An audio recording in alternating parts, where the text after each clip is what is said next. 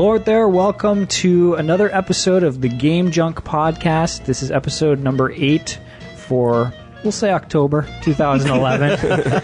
And my name is Sean. My name is Frank. My name is Andrew. And coming up on this long-awaited episode, we've got a review of LA Noire, which hot off the press. Probably no one is that interested in anymore, but we will get to that. We will also get to our very first retro review of Chrono Trigger. We've also got, in Hot Button, we'll be talking about the secondhand market and used games. And we've got a ton of stuff we played, and we're also going to be talking a little bit about remakes and some games we'd like to see remade. So I think it's going to be a good one.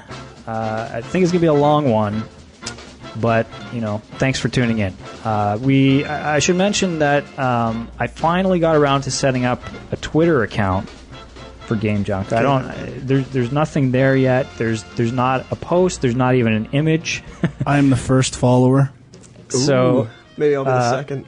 Twitter.com/GameJunkPodcast. Unfortunately, just Game Junk was already taken. So check that out. I'm going to hopefully start using it for something.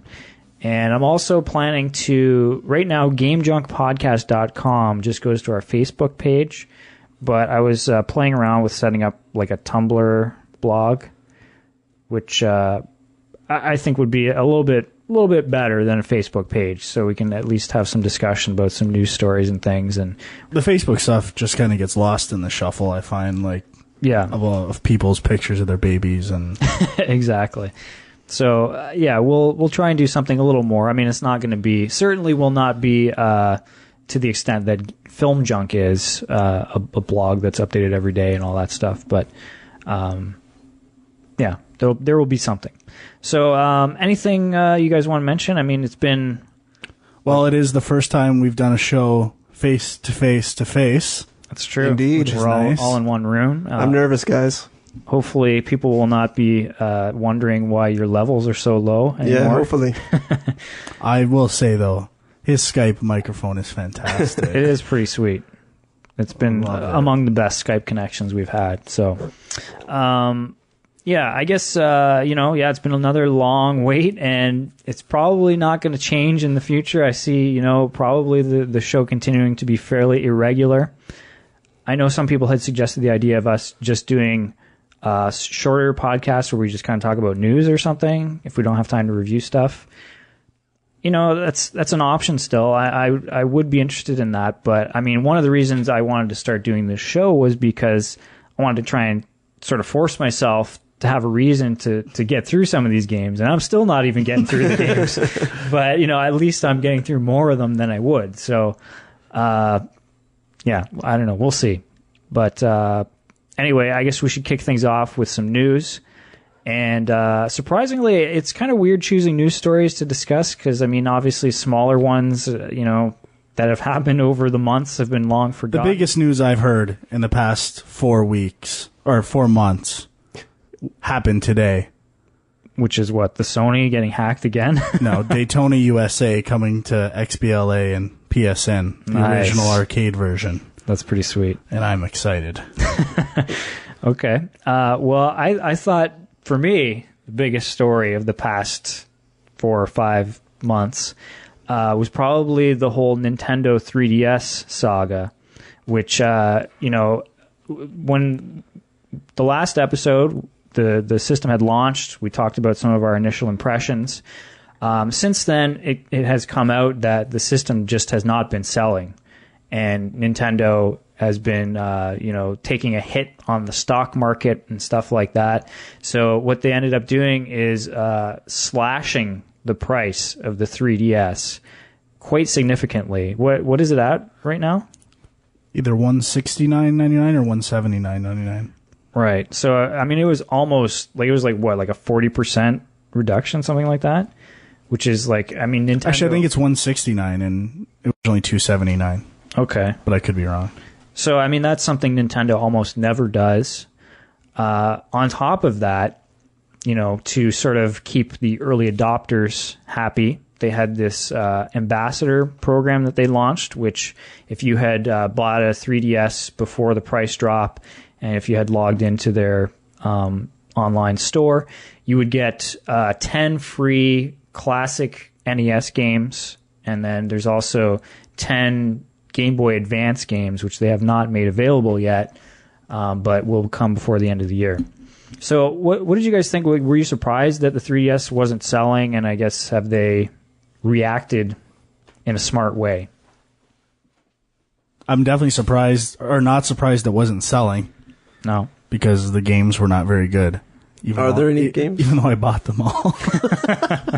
But I'm surprised Nintendo reacted that way. I've never seen them do that before. Like they never show signs of weakness. Yeah, even with the Virtual Boy, right? Like, yeah, it was just a failure and that's it. They never really tried to fix it. So I'm a little more surprised by a price drop rather than a rebranding almost, or relaunch. And also, like, the addition, you guys have seen the new analog stick extension for Japan and stuff like that? And yeah, I was going to bring that up. Starting to get a little crazy, but like, I don't really understand so I guess what's happening is they are coming out with another accessory sort of add-on for the 3DS. To have dual analog. So you have two thumbsticks, and is it out in Japan already or not yet? I'm not sure.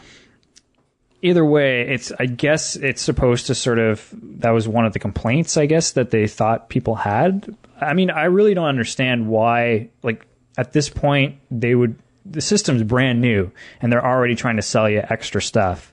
I mean, that's gotta piss early adopters off. And I mean, I really don't think it's the problem. The problem is there's no games. Literally no games. Totally. If they had any, like, even one good launch title that really drew everyone in, they probably wouldn't have this problem at all. And it seems like the launch is kind of happening now, in a way. Like, you've got your Super Mario 3D Land coming out in a month, Mario Kart 7 coming out shortly after that. Like, it's starting to finally pick up, but I mean, those are really still the only two titles. I mean, Kid Icarus got pushed back to next year. I think, most people would say, shouldn't there have been a new Mario game at launch? And I really think there should have been something. Or one of their flagship kind of properties, either Metroid or, I guess maybe the Star Fox isn't a new one, it's just a remake, but or Zelda. It's a remake. Yeah. Which is an awesome remake too, but yeah, and I mean, it's as much as I got no problem with Nintendo doing remakes, but they have to give us something new as well.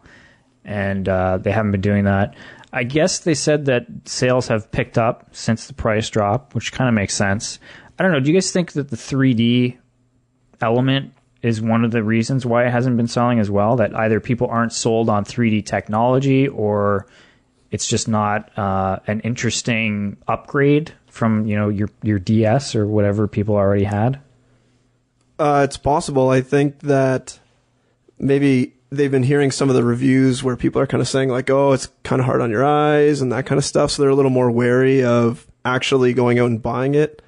So maybe they're waiting for, a friend to get it, or, try it out a few times. And, maybe they're not sold after, playing on a friend's for half an hour or so. I'm not sure, but could be one reason. And the 3D aspect of the system is almost counterproductive, or it doesn't mesh well with other elements of the system. So, like the gyroscopic stuff, or using like your camera in real space almost. Like, as soon as you start moving it around a lot, and like that window for 3D is pretty small, and those things don't work well together. So it's like it's got a lot of cool things going on, but none of them working all together at the same time. So I don't mind. I like the 3D. I liked it in Pilot Wings, and I like it in what I've played. It just sucks that I have to be sitting a certain way to do it.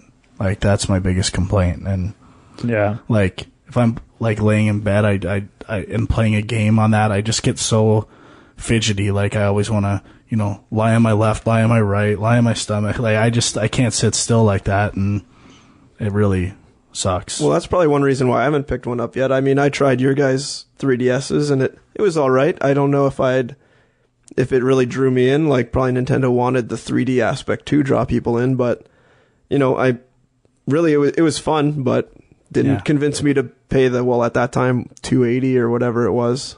I'm considering it now that it's $170, but, you know, maybe I'll go out and just get, really what's drawing me to it right now is just the normal DS games from before.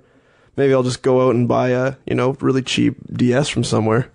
Yeah, I'm almost happier that the system did drop in price and I got the Ambassador program. Like, that's awesome to me. Every game on there I want almost, or probably would have paid for anyway. So, like, I don't know if the totals are the exact same, but I sleep better at night knowing that I'm a Nintendo ambassador. Do you, Sean? Because the NES games, I downloaded most of them and I've barely played them. Those games are kind of throwaway things. Like, okay, it's cool to have.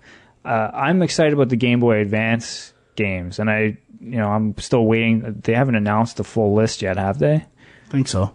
I know initially they only announced the first 5, but maybe they have announced them all now. But I don't know. I mean, I'm not complaining. I mean, I think that was a good decision to keep the early adopters happy.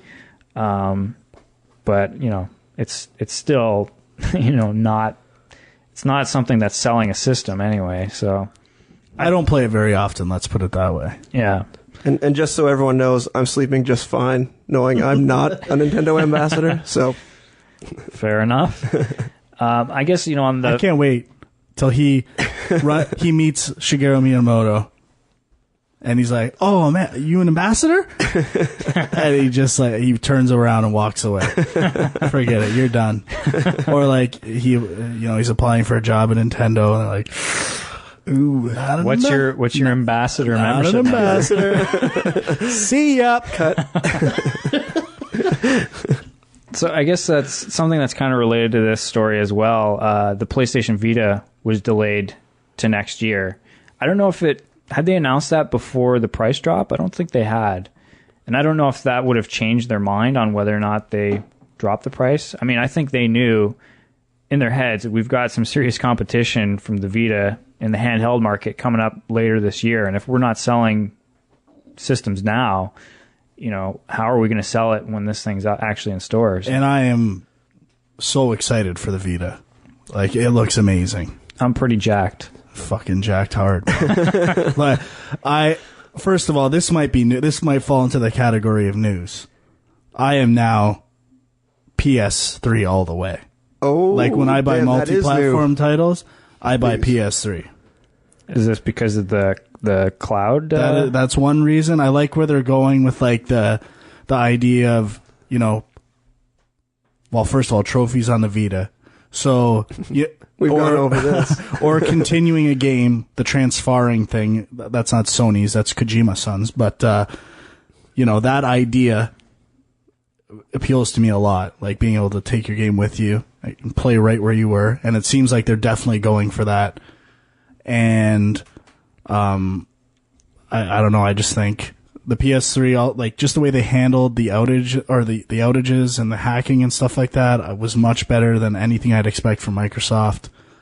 Not the size of the storage of the discs, like games that are 3 discs on Xbox or 1 disc on PS3. Blu-rays, playing Blu-rays. Well, it's my Blu-ray player. Saving my games every night, backing them up on cloud storage. PlayStation Plus is amazing. Yep. We should talk about that. Such a good value. I love that thing. I love the PSN.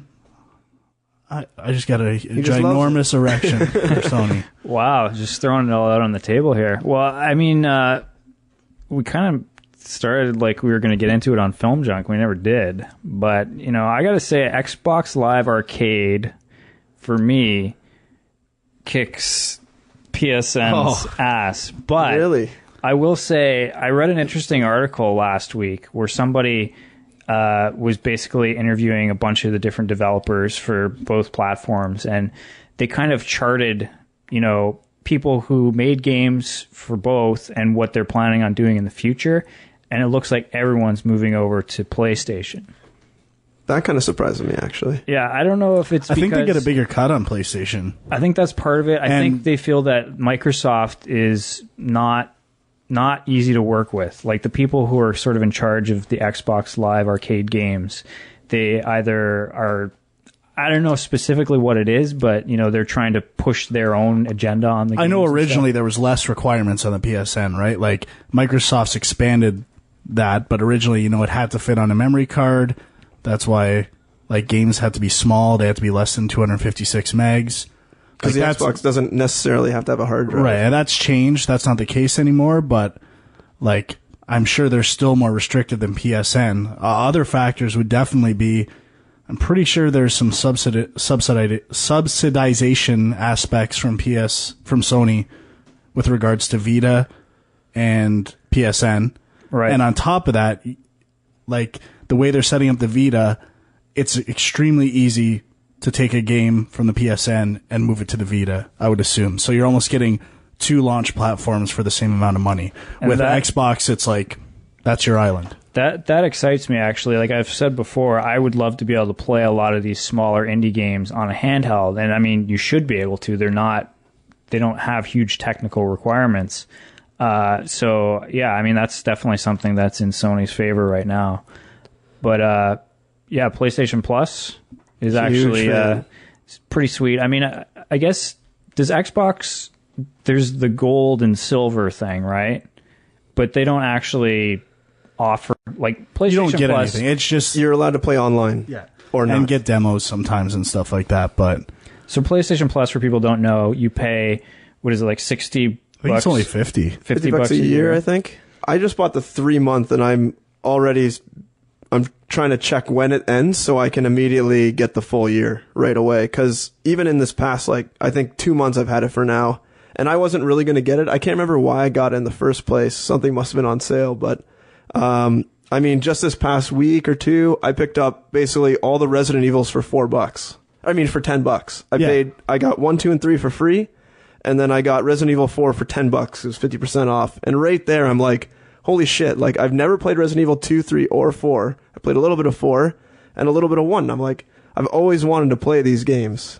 And now I just got them all for $10. Like, you can't beat that. They just released Costume Quest for Yes, free, I wanted to bring that up. which I had already paid for a second time on there, so that pisses me off. And all I have to say Stacking was free. Stacking was free Originally, too? yeah. Like, All I have to say is, if anyone has not picked up Costume Quest, get this while it's still free, because it is really, really good. Yeah, so I mean, every month they're giving a bunch of games for free. They're giving you discounts on other games that people don't have if you're not a member. And yeah, I mean, it really pays for itself. and even like gay little stuff like dynamic themes and stuff, like, I eat that shit up. Well, You'll see Drake is just plowing along in the snow. in the snow? Hell yeah, same with me. I love it. All I have to say is, I went through and I saw that all of the Uncharted 2 map packs were free, and I got them all. Oh, yeah. I think I sent you a message saying that. I already had him at that point. I got every avatar, too. Me too. Just in case one day. You know? I just need to get vibing on Elena, and I just want her to... My only I just wanna disappointment see it. is I didn't actually have my copy of Uncharted 2 right now. I lent it out to a friend, so I need to get that back ASAP. You better get that back. Yeah. So, I guess to bring it back to the Nintendo thing, the last thing I wanted to ask about this whole thing is, do you guys think that with the 3DS, you know, I guess not selling as well as they had hoped, the Wii U kind of being a big question mark right now, will we see a day where Nintendo stops making hardware and just does software? I don't think so. I think they made enough money on the Wii to last them forever. Personally. That's an interesting thought, Sean. Well, I don't. The reason I don't think they would is because of their, so far, unless this changes, dominance of the handheld game. right. Although I think they could down the road when Miyamoto stops making games. Yeah, maybe. They might give up the Although, platform. let's not forget, he liked the blowing in Donkey Kong, so he might be a bit past his prime. But, my thoughts are, well, I talked about it even on Film Junk this week. I want Nintendo to be assholes. Like, instead of appealing to the casual gamer, I want them to, like, be like this, like, unattainable, like, everyone wants their shit, but you can't have it. Like, I would super exclusive. Yeah, like, you have to, like, Be an ambassador. pay a membership fee. Yeah, you have to. There's a good one. You have to be an ambassador. Shucks. Otherwise, you can never buy Nintendo stuff again. And it's like, you need to pass tests. You need to like take blood work and like fingerprints done. And like you can't buy Nintendo stuff unless like, or even you're not allowed to play other systems. They're like, guess what? You want to play our stuff? You got to take your other systems and throw them in the garbage. That's the only way we're going to let you do it. And like, or just like a fee, like you pay $2,000 a year. Or that's a little low. $5,000 a year, and Nintendo just sends you everything. It's like a club, and they're just like, "Oh, we made a new game. Here you go." Like a I actually like that idea. Right? Like Maybe not 5,000, but and it's like you, and it should be the Nintendo ambassadors. I think we can agree on that now. I don't know. Aren't they only releasing like one game a month? 5,000 sounds a little high. Yeah, but when the system comes out, you get that too, right? Ooh, like it's that $200 system. Yeah, man. Oh, it's just. I mean, the interesting thing about the possibilities are just amazing. The interesting thing about the whole like Nintendo just doing software discussion is that, I mean, it looks like because of the way the industry is moving, you know, everybody's going to digital downloads and stuff, and like, you know, it should be easy to have your game on multiple platforms, but Nintendo has been so resistant to that from the start, and they. Do you know what I see being more likely? And I don't know why, but it's weird how this has kind of changed, but I see almost like Nintendo, Sega, and Namco merging and being exclusive to like a console that they put out. And like, I could see that maybe. I mean, I think it would give them more like exclusive stuff, and I don't know. I just think that would be awesome. Like a Japanese conglomerate of gaming that just tried to knock out the West. Do you think Nintendo's going to start purchasing more companies? Maybe. I don't know. I know they're a mystery to me almost. Like, I don't know how big like their development houses are, like how many people work for Nintendo. It's weird. And it's good that they focus on quality, but it obviously affects how often you see stuff from them. So if they had a way of getting more stuff coming in all the time, then I think that could help them a lot.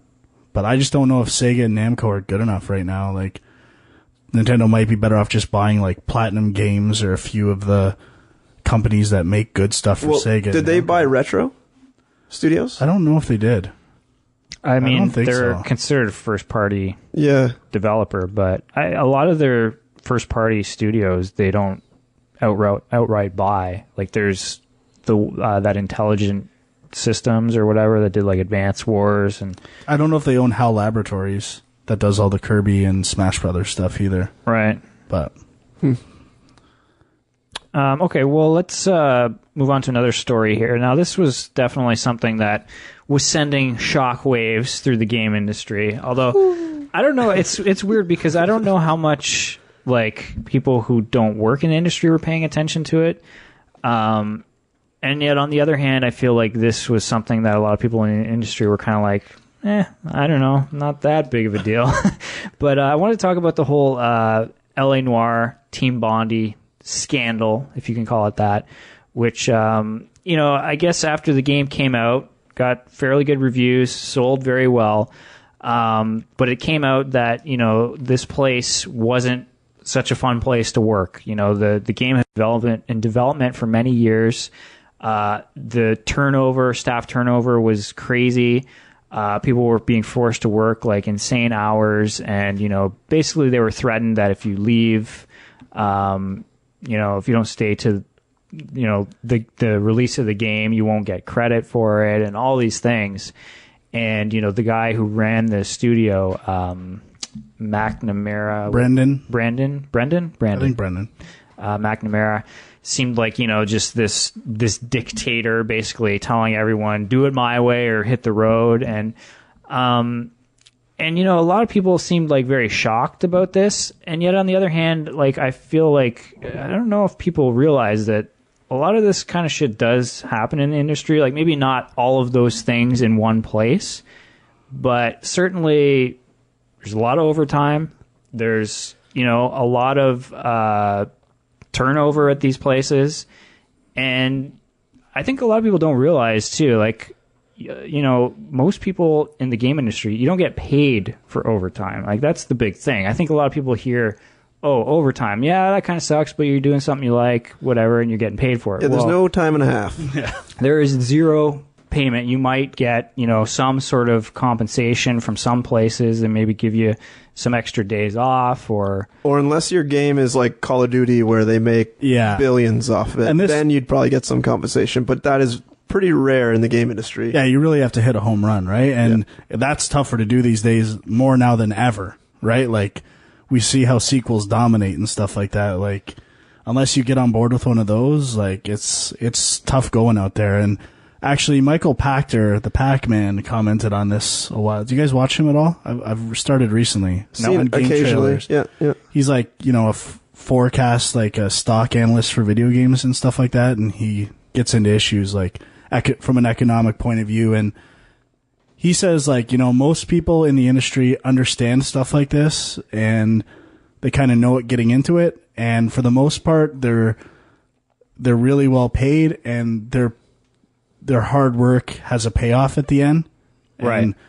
And that's the part I don't agree with 100%. Like, I don't know if I'm not poor or anything, but, you know, if I would work in the financial sector and stuff like that, I could probably make more money, but I would want to slit my wrists, right? Like and I know that, and that's why I like what I do. It's not just more money, it's like significantantly more money. Yeah. Like, probably twice what you're making now, you could probably easily. Yeah, and when you consider the time aspect too, right? And but and you're probably doing less, a lot less. Oh, way less. Yeah, believe me, I've been there. It works at a snail's pace over there, and like I like my job. I like when it's high pressure, and I don't mind overtime that much. But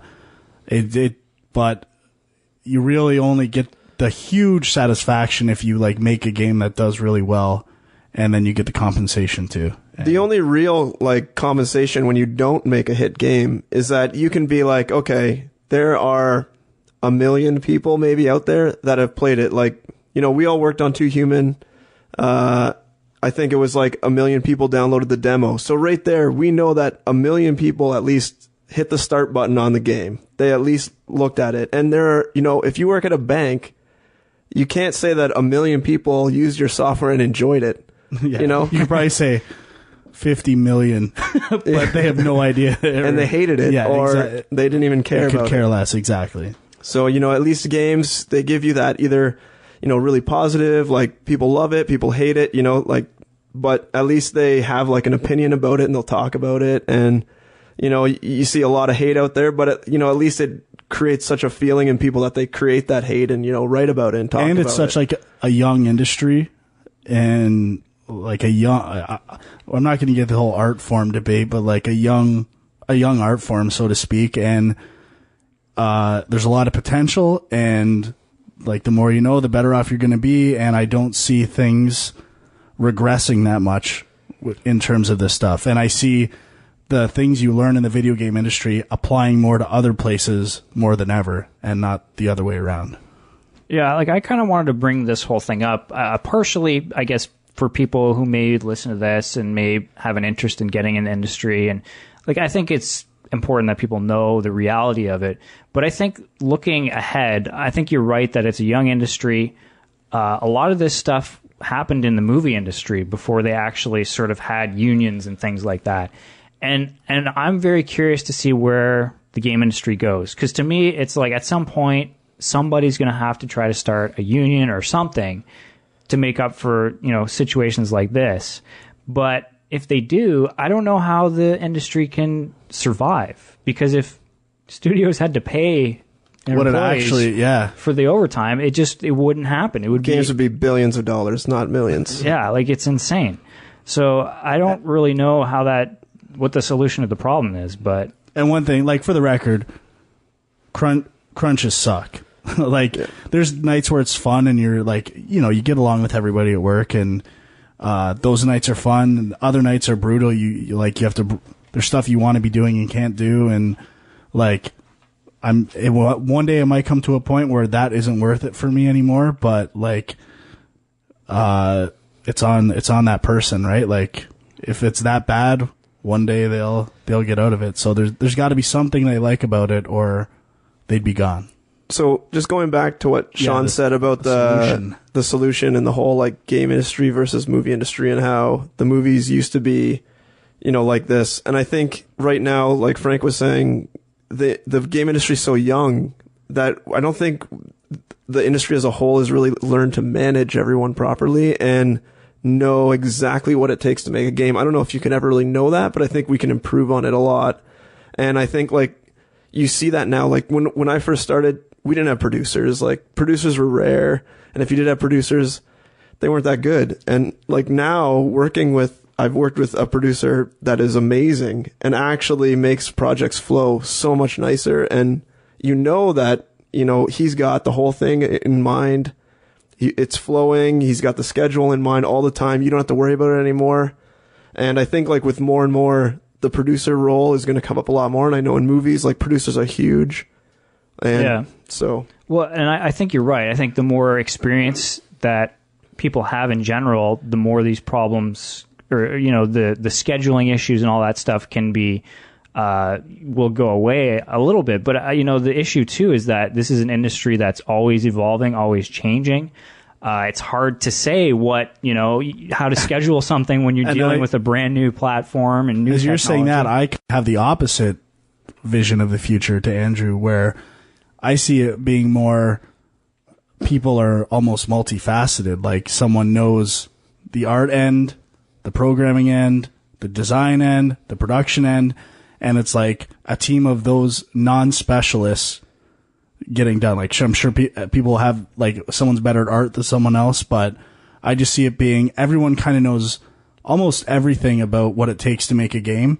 And I think there's more people like that every day, and those people, like, getting together and eliminating a lot of the structure and making a game. I'm going to chime in on that. All right? Yeah, no. Why not? Because games are way too big. You can't manage 200 people by having a few people that do everything. And I don't mean triple, like, if high you're doing budget. Indie, sure. If you're doing a small indie game, sure. But if you're doing a AAA game, you cannot do that. Agreed. Not disagreeing. Okay. Yeah, like the big studios. Valve does. That's how Valve does it. Yeah, but Valve takes years to make games. They have so much money from Steam, they can do whatever they want. Yes, but if you're starting up a brand new company, you don't have endless supplies of money coming in from something you've created. Well, I'm not saying it happens overnight, but like, I agree. Like, I think there's a lot of value to the people who can do a lot of different things, but a lot of the big companies are moving towards specialization and hiring people for very specific roles. Yeah, I think, and that's just a trend in the industry, right? Like,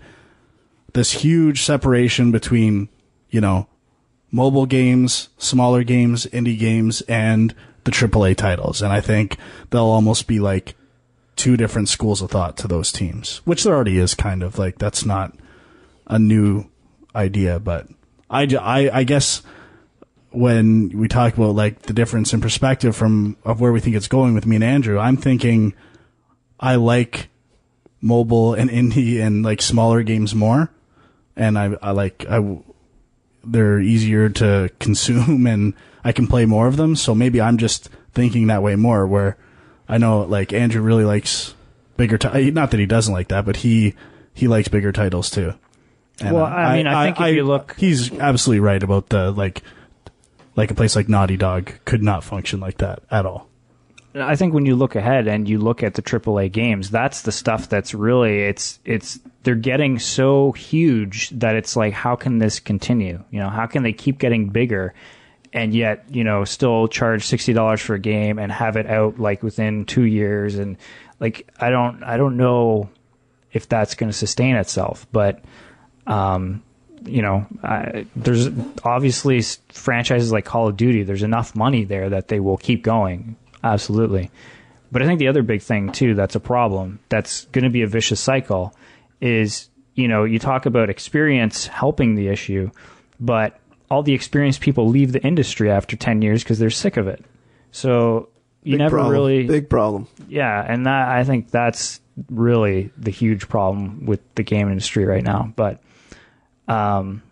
before we leave, are you thinking of leaving this topic? I just want to talk about the credits aspect of this whole Team Bondi scandal, which was that people would leave and then they wouldn't put them on the credits. Right. And somebody started up a website that had the proper credits, I guess, for the game or something like that. Yeah, something like that. And I mean, from being in the industry, like Sean was saying before, this does happen, and it sucks.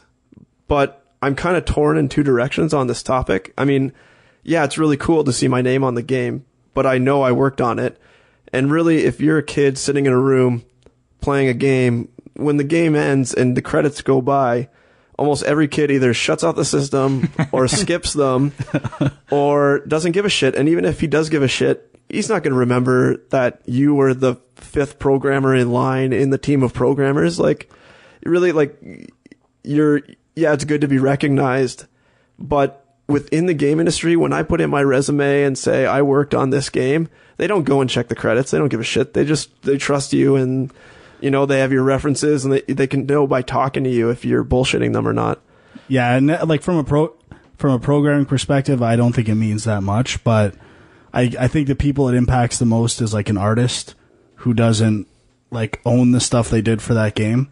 Yeah. And I don't know how they do it, if they can actually just bring up the game or like take screenshots and say I worked on this or that. I don't know if they're allowed to do that or put it in their portfolio, but that's they're the ones probably most affected by that kind of stuff. Like, same thing though, they could say what they worked on, but with art, it's almost like visual. You need to see it in some regard. The only other thing is that, like, I've been in the game industry for about 5 years now, and I just got a Moby Games page, and that was pretty cool to see that I'm up there for one title, although I know I worked on so many more games than that.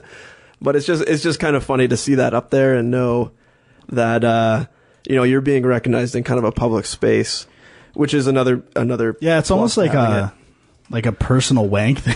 Yeah, right? It totally is. Yeah. It's almost like just seeing your name is the best part. I'm up there. Yeah. That's what it. But I mean, at the same time, it really is bullshit. Like, my Moby Games profile has me for some Star Wars game that I didn't even work on. I guess probably because there's another Sean Dwyer who worked on it. But yeah, I mean, like, I meant more about seeing it like when you beat the game. Oh, yeah, that's true. But I think it is a tough thing though. Like, as much as people are like, oh my god, these people didn't get credit, and like, I agree to a certain point that is bullshit. But where do you draw the line? It's the same thing as like in movies. Multiple people write a script and there's multiple drafts, and at some point, I believe it's the Screenwriters Guild or whatever that actually, just the Writers Guild, I guess, that actually decides who gets credit, because not everyone can get credit. Yeah, I was listening to a Doug Loves Movies podcast today, and they were talking, like, the guys on were talking about movies that they've worked on and their lines they wrote are in the movie, and they have no credit on it whatsoever. Yeah. And it's, or even just like the actor that's in it with one line. Most likely they don't get credit. They're still in it. Do they get credit or not? I mean, they're in it. It's kind of the same thing. Well, usually not really as applicable to games, but because usually if you're in it, you have a pretty substantial role, no matter what. Yeah, and it's tough. Like, a game like LA Noire has been in development for 8 years or something like that. Like that line is even more unclear, like where it's drawn. So yeah, and the game could have changed completely. Like, someone who worked on it before Rockstar was involved, how do they fit into the big picture? And it's just it's a not fun part of the industry, but an unfortunate reality. Yeah, and I guess the whole epilogue to this whole thing is that Team Bondi is now no more. From what I understand, they've closed up shop, and I think they've been absorbed by another company. I think the guy who directed Mad Max, George Miller, I think his effects company brought most of them on board. But it's kind of crazy. Like, LA Noire was a big hit, and the studio that made it is now shut down. Like, clearly this scandal is a big deal in the industry. I do think people, like, as a person in the industry, I would look at that game and I would see more remnants from the Rockstar engine than I would like Team Bondi's imprint on the game. Right. And that might not be fair, but isn't that kind of sad though at the same time? Well, I mean, this may be a little different, but the publisher puts out money. They really do nothing except give money. Yeah. And then the people who make the game go out of business and they just take all the money. I disagree in this case though, because like I think before that, like Rockstar gave them their engine, which they didn't have yet. Sure. Right. So it wasn't like a totally, but in general, yeah, that sucks. Like publishers, you're at there. Yeah. And with digital downloads, like that's gonna change. Oh, well, maybe. I don't know. I'll tell you later. Okay. Okay, so one more. Well, we'll do two more news stories. This one's a longer one. We got a quicker one too. But I thought this was kind of interesting. So Gears of War 3 is now out. I don't know if have you guys played it at all? No, not yet. Not me, no. I haven't played it yet either. But so obviously, it's a huge blockbuster game. It's got great reviews pretty much across the board. And yet Cliffy B, one of the, I guess he's like the lead designer on the game and, the face of Epic Games basically, has been out in the press calling out a few media outlets that didn't give it, an absolute perfect score. Like, I believe the big one is he brought up a review at Eurogamer, which I believe they gave it an 8 out of 10, and he called them haters for giving the game an 8 out of 10. And, beyond that, he's also apparently been saying that when they send the game out to certain places to review, they're requesting this person should review it. Like they're handpicking who reviews it, and they're saying specifically somebody who reviews this has to be somebody who plays shooters. It can't be somebody who plays a different genre of game who isn't a big shooter fan. And I'm kind of like, I don't know, there's a huge thing in the industry right now too with Metacritic scores. And I don't know when this started, but it's getting kind of out of hand if you ask me. Like, developers get bonuses based on if there's high Metacritic scores, if it hits a certain mark. Publishers are aiming, they're thinking about it and they're trying to figure out how can we get the Metacritic score to this mark, because this stuff actually translates to sales. Like, unlike movies, reviews of video games really matter. Well, I just think we're getting to a point, I was actually going to bring this up earlier, where it's pretty easy to tell when you're making a game whether or not it's good. Like, there's almost a formula. Like, video games are becoming a formula, and that's one of the things I don't like about video games. Like, now everything has to have some kind of underlying RPG system, right? There has to be a navigation system that, like, tells you exactly where to go and what to do. There has to be tutorials. Like, games are just becoming all the same thing with, like, a couple of different mechanics, and it's almost like, in a way, it's becoming a science and less of an art, I'd say. Like, these games are very similar now with like some story changes and obviously different art, but I think it's a bad trend. I think that's why I'm less interested in big games, and we'll probably be getting into it with LA Noire, but that's why the indie scene's kind of taking off, it's too. amazing. Like, that's where you see new, fresh ideas, and just like, I think from someone in the industry, you see just the smallest idea, and that's enough to make you like a game, right? Like, it's, oh my God, this is so cool. No one's ever done this before. Quality over quantity. Yeah, I don't care how long it is. I don't give a shit necessarily how amazing the artwork is, but I could play this because I'm seeing new stuff. And I just think that's happening less and less. And games are less about, like, being interactive and more about being interactive stories. At least the AAA titles. And I don't know. It's disappointing. Or maybe just about making money. Yeah, because, like, the interactive story is the thing. As long as it wows certain, like, people who don't play a lot of games, those are the ones who make money, for sure. And in terms of Gears of War and the reviewing stuff, like, and Metacritic stuff. Can we just stop and say what Metacritic is, just for people who don't know? Metacritic's just like a website, Metacritic.com, that sort of tabulates all of scores from different outlets and then creates this sort of overarching score out of 100. and then the game gets this Metacritic score, which is what we're referring to. And I actually think it is pretty accurate for the most part. Yeah, I think most people are probably familiar with it. Like it's the Rotten Tomatoes of games. I mean, they do movies as well, but people seem to pay more attention to Rotten Tomatoes. It's way more relevant than Rotten Tomatoes. And I agree, because Rotten Tomatoes just ranks the percentage of people that gave it a pass, where this actually averages the score, from what I understand. And if I looked at Metacritic, I think it'd be pretty tough to argue with a lot of the scores. And yeah, but now this is the thing, is that, like, you know, games, like you were saying, it's like there's science in there and there's art. And for Cliffy B to be like, what are you doing giving our game an 8? Like, you're an idiot. Like, that's this guy's opinion. Like, there is opinion in reviewing a game, right? There's an objective element. And that's a case where you should be happy about Metacritics, because that, like, disappears almost in the grand scheme of things. Like, no one's going to get a 10 Metacritic ever, right? Like, impossible.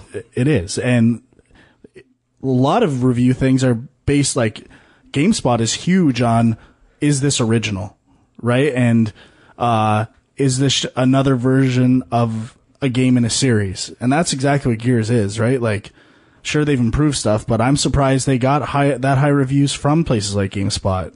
Like, the biggest injustice I've ever seen is GameSpot giving Twilight Princess an 8.5 because it's really just another 3D Zelda. Like, fuck you. Like, that bothers me. But they did, but I haven't seen that same approach taken on a lot of other games that they took on Twilight Princess. Like, that to me was the one review I'm like, really? Like, you couldn't give this a 9?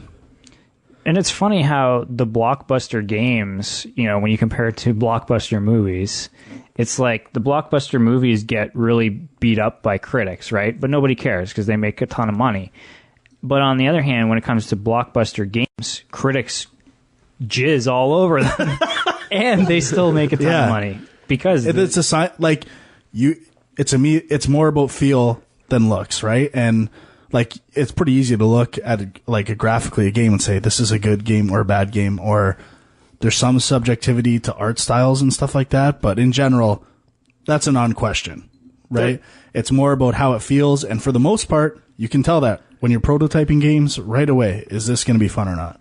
I think maybe also, as like we were talking about before with the industry being so young, I wonder if, because the reviewers have grown up as the industry's grown up, I wonder if they're kind of hand in hand, have the same sort of taste, right? So you don't have any like 80-year-old movie reviewers out there that, you know, love noir films but hate Transformers, right? You don't have any of that type of person. I think in games you don't. In games you don't. I'm saying you don't have that type of person. Absolutely. Yeah, no, I'm saying in movies you do. In games you definitely do not. You're starting to see a little bit of that though, because there's the people from our generation who sort of grew up with the 8-bit games, and when somebody does like a retro remake, they love it. Yeah, I think that nostalgic element helps. I don't think being non-nostalgic hurts games that much though. Yeah, that's true. But yeah, I don't know. I just find it weird that, you know, we're at this point where, I don't know if it's like people have called out game journalists and said, you know, that they don't have a lot of integrity and stuff like that. And I know there's been a lot of scandals in the past with like websites that ran an ad and gave a bad score, and then there was fallout between the publisher and that ran the ad, and just weird things like that, like conflict of interest stuff. But it still goes on, you know? And it's like, if you think that IGN gets the exclusive first review of a game, they get a game early before everyone else, and there's not some unwritten rule that they're going to give it a good score, you're sadly mistaken. There's not some money changing hands there. Yeah. I'm kind of laughing at myself, because at first I'm like, come on, you gotta, like, I know for the most part, he got 9s, very high scores. Like, how can you complain about that 80? Like, exactly. But I know when I was in high school, if I got an 80 in a class, I was pissed. Like, especially when it's a subjective 80, like gym or drama, or I'd be like, what the fuck? But I mean, this is the thing, though. So I did what Cliffy B did at one point in my life, and now I'm realizing how pathetic I was. But my perception of this is, like, do you honestly think Cliffy B is a perfectionist, and he's like, this game, we put so much work into it, it's better than that. It's not that at all. He's saying, give us the reviews so we make the money. Like, you're screwing us if you don't give us, a 9 or a 10. Like, that's literally what it is. I think he wanted to get the Metacritic tattooed on his dick. And it's too low to follow through with the tattoo. That's possible, yeah. I think his comment, though, about saying only, shooter people should review a game, I think is totally wrong. Like you were saying before, Dwyer, like, you need variety. And you can't just, like, I mean, if you're in, Nazi Germany and you only interviewed all the people in charge, well, you'd have one pretty skewed perspective of the world, right? I mean, you just need variety out there, and I think he was totally off base making that comment. Him being pissed off about the 8, he's valid to that opinion. He can be pissed off about it, but I think the other comment was out of line. Yeah, and I think that is actually kind of a dangerous thing if publishers can come in and sort of handpick who's reviewing them and say, no, we don't want this reviewer, we want this reviewer, and like, yeah, okay, maybe you're making a shooter that's, really want to please hardcore shooter fans, but this is a huge mainstream release. I would think anyone has a valid opinion on this game. You might not get the subtleties that they put in there, but you can still have an opinion on a lot of elements of the game. I don't know. Reviews and video games, there's just a weird situation right now, and I don't know if it's going to change, but right now a lot of the reviews are just PR basically, and it's hard to know that you're getting an honest opinion. Like even if you read a review on GameSpot or IGN and it's a person that you actually know the name and you know that you've read some of the reviews before and you respect their opinions, but you got to know that number score they came up with was probably poured over by a bunch of other people working there saying, okay, is this really fair that we give it this, and does it deserve that? And like, it's not one guy's, And even on the IGN like breakdown of their score, they even say right at the bottom, like, this score is not an average. So they have all these like individual scores for gameplay and sound and all that stuff, and then the number at the bottom could be totally out of whack with what the numbers appear to be skewing the game towards. So, you could almost have a bunch of games that say, 7 on everything, and then all of a sudden they give it a 90, and you're kind of like, well, where the hell did that number come from? I mean, not that I have a specific example where that happens, but, if they get paid enough, maybe they'll just put a 9 there, and that's the score. I would say, for me, the place I trust the most for reviews is game trailers. I think they are the most fair and just comprehensive, I'd say.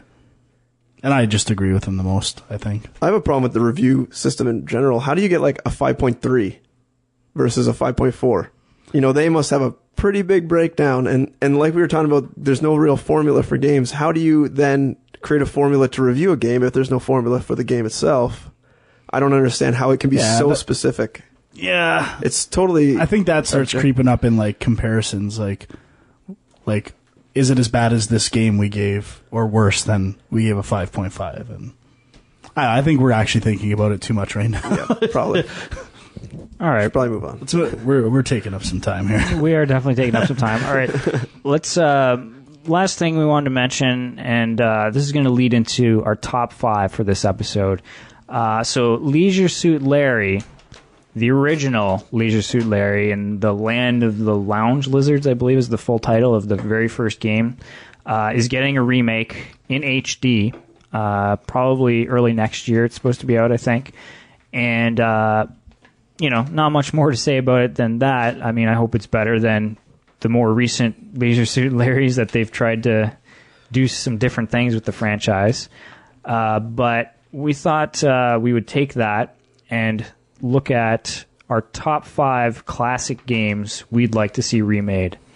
Now, before we get into this, there's 2 kind of ways to look at this. I don't know how you felt about even it. More, like either rebooting a series almost, or taking the exact game and high-defing it, or even, I thought, from the perspective of just a style of game that doesn't happen anymore, and singling out like one of those. Absolutely, and I kind of have all of those on my list. I think I might also. Okay. All right, so we're all on the same page. Who wants to go first? You go, Hockey. All right. So my number 5 a Commodore 64 classic in my mind. Though, Love it. Though I tried to Google top whatever games for the Commodore 64, and I could not find this game on any of the lists. But I love it, and it's a game called Save New York. And essentially all you did is you took off in a plane, and you flew around New York shooting aliens, and then the aliens would also go underground in the subway system, and you'd land your plane, and you'd get off into the subway system as a guy and shoot the aliens with a gun. And I don't know how many hours, and all the buildings were destroyable. I mean, at the end of this game, New York could be completely decimated. But as long as you killed all those aliens, you were good to go. I do remember this game. I don't think I actually owned it, but So I get messed up sometimes too, because with Commodore games, I would play like pirated versions almost, or like my dad would get discs Like the of games. shareware. Yeah, and it would be the same game, but they changed the name a bit and stuff like that, and the music. And so, like some games I knew as something as a kid were actually something completely Like clones, like pure clones. Yeah, pure clones. it was a mod. You can say it. It was a mod. All right. My number 5. Let's see what you guys think of this one. The Goonies 2. Some people may not know. Never played it. For the NES, they actually released a game called The Goonies 2. And as you probably know, there is no film The Goonies 2. So this was kind of like an unofficial... So you want to see more sequels to movies as games? So yeah, so what I'm thinking is the Ghostbusters game that they came out with a couple years ago, that was kind of like the unofficial Ghostbusters 3, because for all we know, we will never see a Ghostbusters 3 movie, even though they say it's happening. If it's as funny as Ghostbusters the game, I hope that's the case. So, but what I'm saying is the Goonies, they've been talking about doing a sequel to that for years. I don't know if it'll happen. I mean, they were talking about doing it with the kids of the original characters. But this would be a great way to actually keep the original characters, but they, just bring them in to sort of... I think I got the perfect the game lore. for this. Gremlins 3. I'm in for that too. But Let's do it. but I don't think that existed as a previous game. So in terms of remaking, you can remake the Goonies 2. You're telling me there wasn't a Gremlins 2 game? Gremlins 3 game. That's what he said. Right. Oh, yeah. There's It's no not a real. Goonies 2 movie. I'm just saying. Okay, we're on different pages. I apologize. Fucking Okay. asshole. My number 5 is Sewer Shark. Oh, How here did we I go. know that? Now, it's more the idea. I think it still holds up. I've played it like twice in the last month, and I loved every fucking second of it. And let's put it this way. When I papers? fire my Sega CD version of Sewer Shark up, I like it. When I fire up my 3DO version of Sewer Shark, I love it. Now, taking that extrapolation of like screen size, quality, like getting the original masters of Sewer Shark, HD Sewer Shark. Blu-ray, like Blu-ray equivalent quality video, high def. Let's sum it up with high def. Fucking Falco in high def. Oh my god, are you kidding me? So Just Solar City, just beaming with sunlight, like taking that widescreen, boom, like high def. Like imagine how good like your Non-pixelated picture vehicle would be. could look and stuff like that. Like now I know the Gunstringer DLC was like a FMV kind of thing, and I haven't tried it yet, unfortunately. But like I want to see a good full motion video game like in high def, and that I haven't seen that yet. And why make a new one when one already exists with great video? On that note, let's bring back Police Quest 4 in HD. no, I'm in for that. I debated putting Police Quest on my list, but I ended up leaving it out. Yeah. Shoot the tubes. All right, my number 4 is another Commodore 64 game. This one by the name of International Karate. Nice. I don't know who's played this game, but it was basically just a one-on-one fighting game, but all karate based. You're trying to win the championship, kind of like the Karate Kid almost. Yeah, Of the there's Commodore. like there's UFC games, but there's not really like a martial arts. No, there's not anymore. Fighter. No, That's a good point. There's And they have like Mortal Kombat and stuff, but that's more like gore over the top fighting. I'm talking about a strict karate championship rules game with crazy ass flying back kicks. I want a Kinect game where you do katas. And these seriously, these ideas are just flying here. Like, people should be writing this stuff down. We should not release this. We should be copyrighting everything we say. Because you could compare it, like, there was almost something similar, but with weapons. Like, I'm pretty sure that's what Bushido Blade was on, Never like, for played it, samurai fighting on Right, PS1, yeah, I do remember but that. without weapons and just strict fucking karate. There was another Commodore 64 martial arts fighting game called Way of the Exploding Fist. Yes, I saw that on many a top 10 list. That was actually awesome. I really think I think that was a spin-off from this karate game, like was a it? copy. It seemed to be the exact same, except with slightly better graphics. Kinect katas. That's a good one. That is good. It's almost as good as Kinect lightsaber. All right, my number 4 is a game that I think has come up on the show before, The Lost Vikings. Yeah. So this was an early Blizzard game before they Yeah. got into Warcraft and Starcraft and all that stuff. What do you got?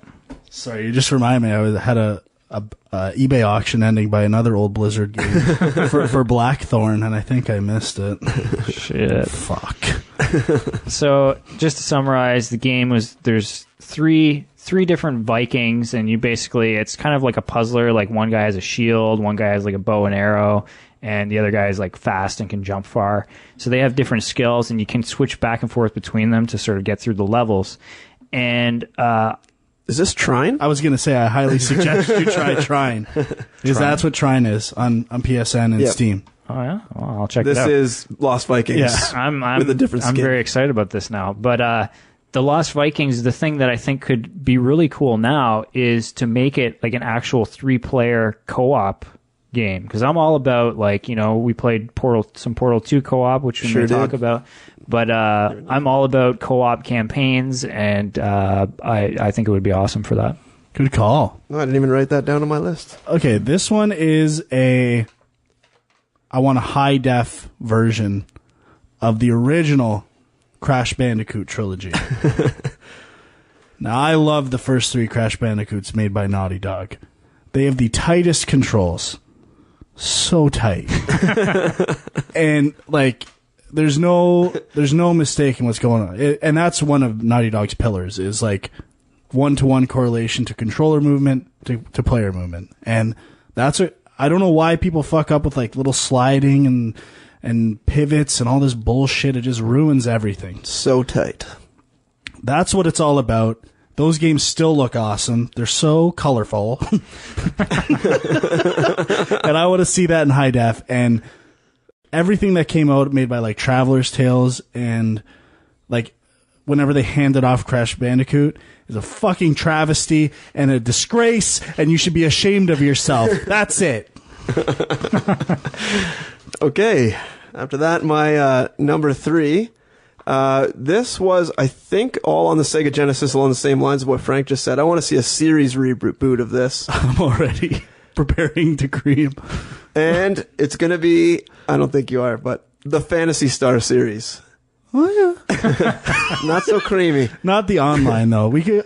No. I'm talking just like 1, 2, 3. I never played any of these. I tried. I can never really get into them. I don't know what it is about them. I remember playing 4. 4 was pretty good. But I never really got into them, and I think a reboot of the series, or even just like a kind of like HD remaster kind of thing of it, would be pretty interesting for a lot of people. It's a good idea. Shit, yeah. All right, so my number 3, this is bringing out a little Commodore 64 on this one. Here we go. Although it was also out for the PC as well at the time. The Street Sports series. Are you guys familiar with these? Sports? There's Street Sports Basketball and Street Sports Baseball. There may have been soccer as well. I remember I'm these for sure. So the idea is that it's just a group of, like, neighborhood kids, and you pick your team. Like, you pick 3 of them. Wait, I think I do remember. And then you play, whatever sport, in an alleyway or, like, at a school playground, or, like, just different sort of, like, street-oriented venues. And this is what you were talking about, Frank. This is my game of like, I'd like to see a return of these kinds of games, because back in the day, nobody cared about licensed sports games. You know what I mean? It wasn't like it had to have all the NFL stars and their likenesses. Yeah, you could have said like Mutant League Hockey or football. Same. Exactly. All those kinds of games. And just the idea that you have different characters with sort of, they're good at one thing, not good at another thing. And or even original Nintendo Ice Hockey. Hell yeah. Yeah. Fuck yeah. Reboot. So bring any of these back and I will be happy. Love it. Number 3. Long gone are the days of rash, zits, and pimple. Oh no. And they need to return. The Battletoads must return. I was thinking about this one. Now, I would love... I've been looking on eBay. I haven't seen it. I never got to play Battletoads Arcade, which was like bloody and like by EA and looked amazing. Published by EA. And I would love to see that released, like a high def upgrade, or just the original Battletoads with like new graphics, kind of like the TMNT reshelled and stuff like that. And not so impossible. Yeah. More manageable difficulty exactly level. like that. I would love. Yeah, I'm all for it. Good call. Please do it. Please. I kind of stayed away from brawlers, but my number 2, going back to Commodore 64 yet again. Nice. 3 of 5. Wow. Yep, is Impossible Mission. I don't know if you guys remember this, but it was... He does. Love it. But it is like this really... I don't know, you kind of just dropped into a world. You had no real idea what's going on. You got this weird like computer voice kind of like trying to kill you while you're there, and there's all these robots. You're the only human around. You kind of have to like navigate this maze. And I just remember playing it as a kid and thinking like, I have no idea where to go. I'm shitting my pants the whole time because there's these fucking robots everywhere. And they have their set, one guy just goes back and forth, the other guy kind of like chases after you when he sees you. Pretty basic stuff, but just the like feel of claustrophobia and, just being completely lost and not knowing what the heck is going on is something I don't really see very often. And I think if you could recapture that somehow in like a remake, I think it would be really like a compelling game. Nice. I'm in. Okay, my number 2 is, this is also Commodore 64 along with a few other, platforms, but Zach McCracken and the Alien Mind Benders. See, this is related to Maniac Mansion. It's a LucasArts game, but it's one that I never had a chance to play, and I've been wanting to play, but it's really hard to find. Or even getting old games to run on new PCs is almost impossible. Like LucasArts have re-released a bunch of these games like in collections over the years, and this one has never been on any of them, I don't think. Like it's been pretty much forgotten. So this one deserves a remake, absolutely. Get this guy some McCracken. My number 2 is Jumping Flash. I don't care if it's a new one. I don't care if it's a re-release of the first 2 in HD. I love Jumping Flash. And now with like first-person controls and like standard camera movements for first-person controls. What is this game? I've never heard of it. It was released on PlayStation 1. It was a launch title, and then there was a sequel, and it's like you're I think Robbit. Yeah, you're a robot rabbit that eats carrots, and it's like it's a first person platformer where you like do like these double jumps and land on enemies and shoot stuff, firecrackers and stuff like that, and it's actually on the PSN too. Oh yeah. But I used to love that game, and it's hard to play now now that you're so used to how first person games play that. Cool. Bring it on back. Yeah. Eating carrots. All right. So my number 1, I don't know how many of you guys have played this game, but this is really like my first turn-based strategy game I ever played, and it was Shining Force for the Sega Genesis. And I think that turn-based games, they're still alive. They're still alive, but I would like to see this game remade like Valkyria Chronicles. I knew he was going to say it. Yeah. Love that game.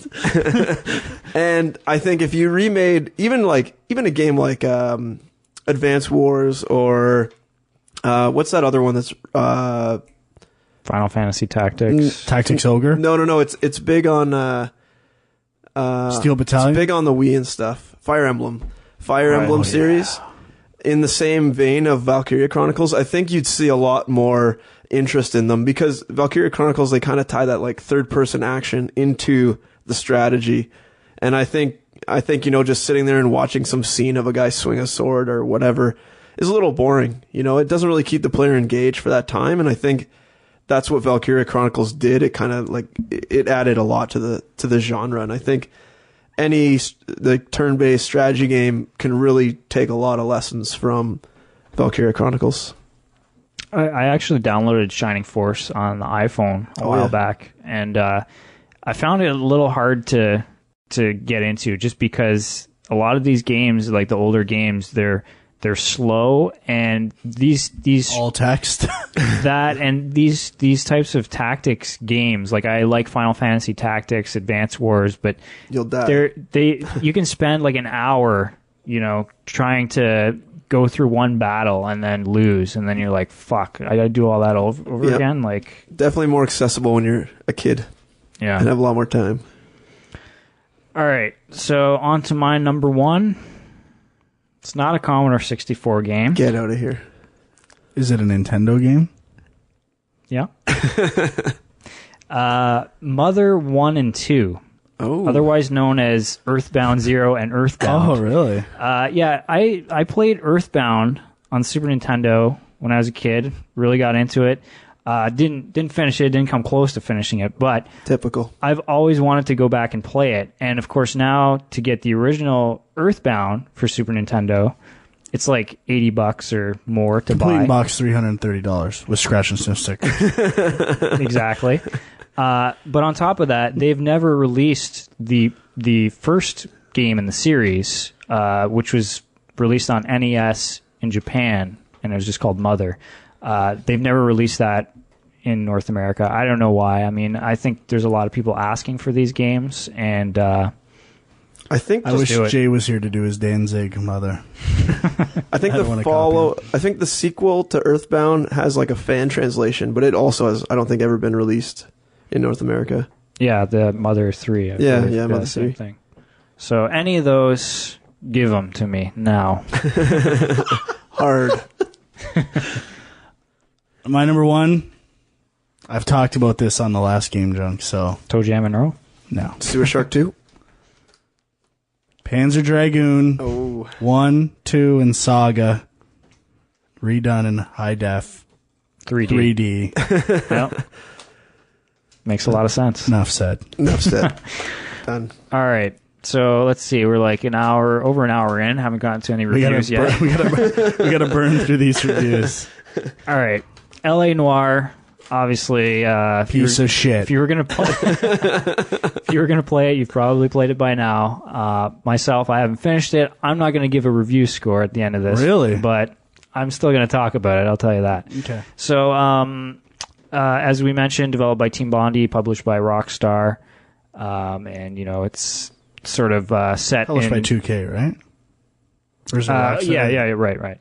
And set in like 40s Los Angeles. What did you guys think of L.A. Noire? Well, I think we heard Frank's synopsis already. I actually enjoyed it. It's definitely not a perfect game, but I wouldn't call it shit like Frank just did. Okay. I don't hate it that much, but it's definitely... This reminds me of Alan Wake in a lot of ways. I prefer Alan Wake to this. This is an overrated game to me. Like, I can really appreciate the art, the aesthetic, the art.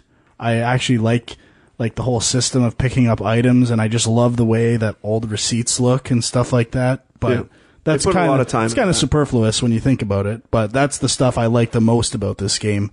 And I just... Do you know what I hate the most about this game? How everyone rips... I know you're going to rip on it too, Frank. how everyone rips on the faces looking so good and the bodies looking like weird. Who cares, man? I don't hate it. There's so much crap that looks amazing in this game. There's so many games where the whole body looks like shit and no one says anything. Yeah, I agree. The faces look awesome. The facial capture stuff is really cool. Definitely has this floating marionette vibe on the bodies. Didn't really care that much about it. I'm with you. Like, I noticed it. Is not impacting my review that much. Get over it. Yeah. Fact. I would go as far to say that I think it's the best acting I've seen in a game. And I mean, obviously it helps that they've got the facial expressions and all that stuff there. And I think the fact that it's sort of a noir tone where it's like if they overact a bit, it's kind of... And let's qualify the acting as when it's actual dialogue, not when they're sitting there waiting for a response, doing crazy eye rolls and like trying to lead you probably incorrectly to what conclusion you're supposed to come to, because everything looks like they don't know, like they're lying, because they're always like they got these weird faces that you really cannot judge emotion, doubt, whatever, lying from their faces. That is the biggest failure of this game, in my opinion, in that the interrogation system is not fun. And it's not clear. I know you're supposed to be trying to put things together, and there's this detective aspect, but when you're looking at it and like, is this a lie or a doubt? Yeah, or it's like, kind of hard like at times. It's not that rewarding. I think because it's hard to capture that time where I got you, you motherfucker. I got this pair of ripped panties torn perfectly at the right seam. And I'm gonna whip them right out at you, and you're going to jail. I think the hardest part though is like you'll come across some cases where they're telling you something, and then afterwards you're supposed to choose, truth, lie, or doubt, and they finish this huge monologue, and you're like, well, what the hell am I questioning them on? They just said like 1,000 things. What am I supposed to be doubting? What am I supposed to be lying? Like, I didn't find many of them. Like, most of them were pretty concise and to the point, but there were a few where I was kind of like, well, what are you actually telling me that I'm supposed to be doubting? I'm not really sure what I'm... And then, I could pick lie and choose some evidence, and they're like, no, I didn't try to rob that store, and, you have no idea sometimes. Yeah. I dig that they actually tried to make the dialogue sort of like one of the key gameplay elements, and they tried to make it fun and interesting. I just don't think they really succeeded. I mean, it's, most games you just hit the button and try to get through the dialogue, or, like that's what most people do with games, because, the cutscenes are going to be boring, and you're not playing, so you don't care. But with this stuff, it's like you're kind of engaged, but it's just frustrating. And I did like some of the earlier cutscenes and stuff, like the early cases. And by the time you get into like the homicide desk and the arson desk, it's so clear that these people, this might be spoiler, I don't care. It's so clear that all these cases you're solving, you're not solving them correctly. They're actually part of some overarching thing that you're going to solve later, that I really didn't care. And like, there's certain cases where you don't like have the right guy, but you pin it on them, and the game makes that clear. But and I don't like, that's part of the story, but it doesn't bother me that much. But it's like, why am I doing these missions? Like I know that this is not the right result. I do kind of like how when you get the wrong guy, the police chief's like, sometimes like, I don't care who you get, just pin it on somebody. I don't care. I don't want the DA or whoever breathing down my neck. So it's kind of neat that they tie it off that way, and it kind of believable that the captain doesn't really give a shit who you pin it on. And I think that works in a movie scenario, right? As an interactive movie. I don't think it works when they're trying to put, it's your choice, you're solving these crimes, and even when you're solving them and trying to do what you think is right, it's not right. Like, I know it's not this guy, and I can't say that. And that's where the interactive illusion falls apart. I got a big Heavy Rain vibe from this game. But Heavy Rain's so much better. Like, it's so more consequential based on what you do. And the thing with Heavy Rain, and I did complain about this a bit when we talked about it before, is that, you can sort of go down, you can fail at something, but the game keeps going. And then you're kind of like, well, I kind of wanted to actually do that right, but you don't have a chance because it just keeps going. And this game's kind of the same. I mean, you can have a case where you get all these things wrong, you question people wrong, and you accuse them of the wrong thing, but it still goes on. And only you feel like an idiot and you suck at this game. Yeah, and I kind of like I'm kind of like, oh, that's interesting. Like, one case, like, I get the feeling this happens a lot in the different cases, but it's like I didn't get the information I needed from someone, and then I came out and it's like, oh, this person's driving away. You can follow them to where you need to be, because I didn't get the information from the person I was questioning. And it's like, it's cool that they have all these different paths to get there, but it just feels like, well, I fucked up, so here, we're throwing this to you. And, like, when I say you get the feeling like I suck at this game, I should qualify that. It's not the feeling I suck at this game, it's the feeling there's no way I can be good at this game. Like, it's not like a fighting game like Street Fighter where I see people who are really good at it. Every person I've talked to has the same struggles with the interrogation and all that stuff. So it's... The only way you can really get better is by memorizing. Yeah, and like, what fun is that? Like, I started playing this game with a guide just because, like, first of all, it didn't spoil anything, right? They're just like where to go next almost, rather than like, there's one crime at the end where you're supposed to be figuring out these clues, these letters. Oh yeah, and they are completely brutal. Like, see, part of that hinges on if you've actually seen the places that you've driven around, kind of thing. And I didn't drive around because I find driving around boring. The only thing is if you don't drive around at all and there's a place you haven't seen, it shows up anyway. Yeah, as a question mark. Yeah, so it's going to be one of them. It was just like, I talk about this in every Game Junk and the autopilot game. And this game is an autopilot game. The two main gameplay aspects that are new to it are combing an area for clues, like Heavy Rain, which is not a challenge, right? Like, I can take a grid and go back and forth until I've looked for everything in there. Yeah. Like, that's not fun.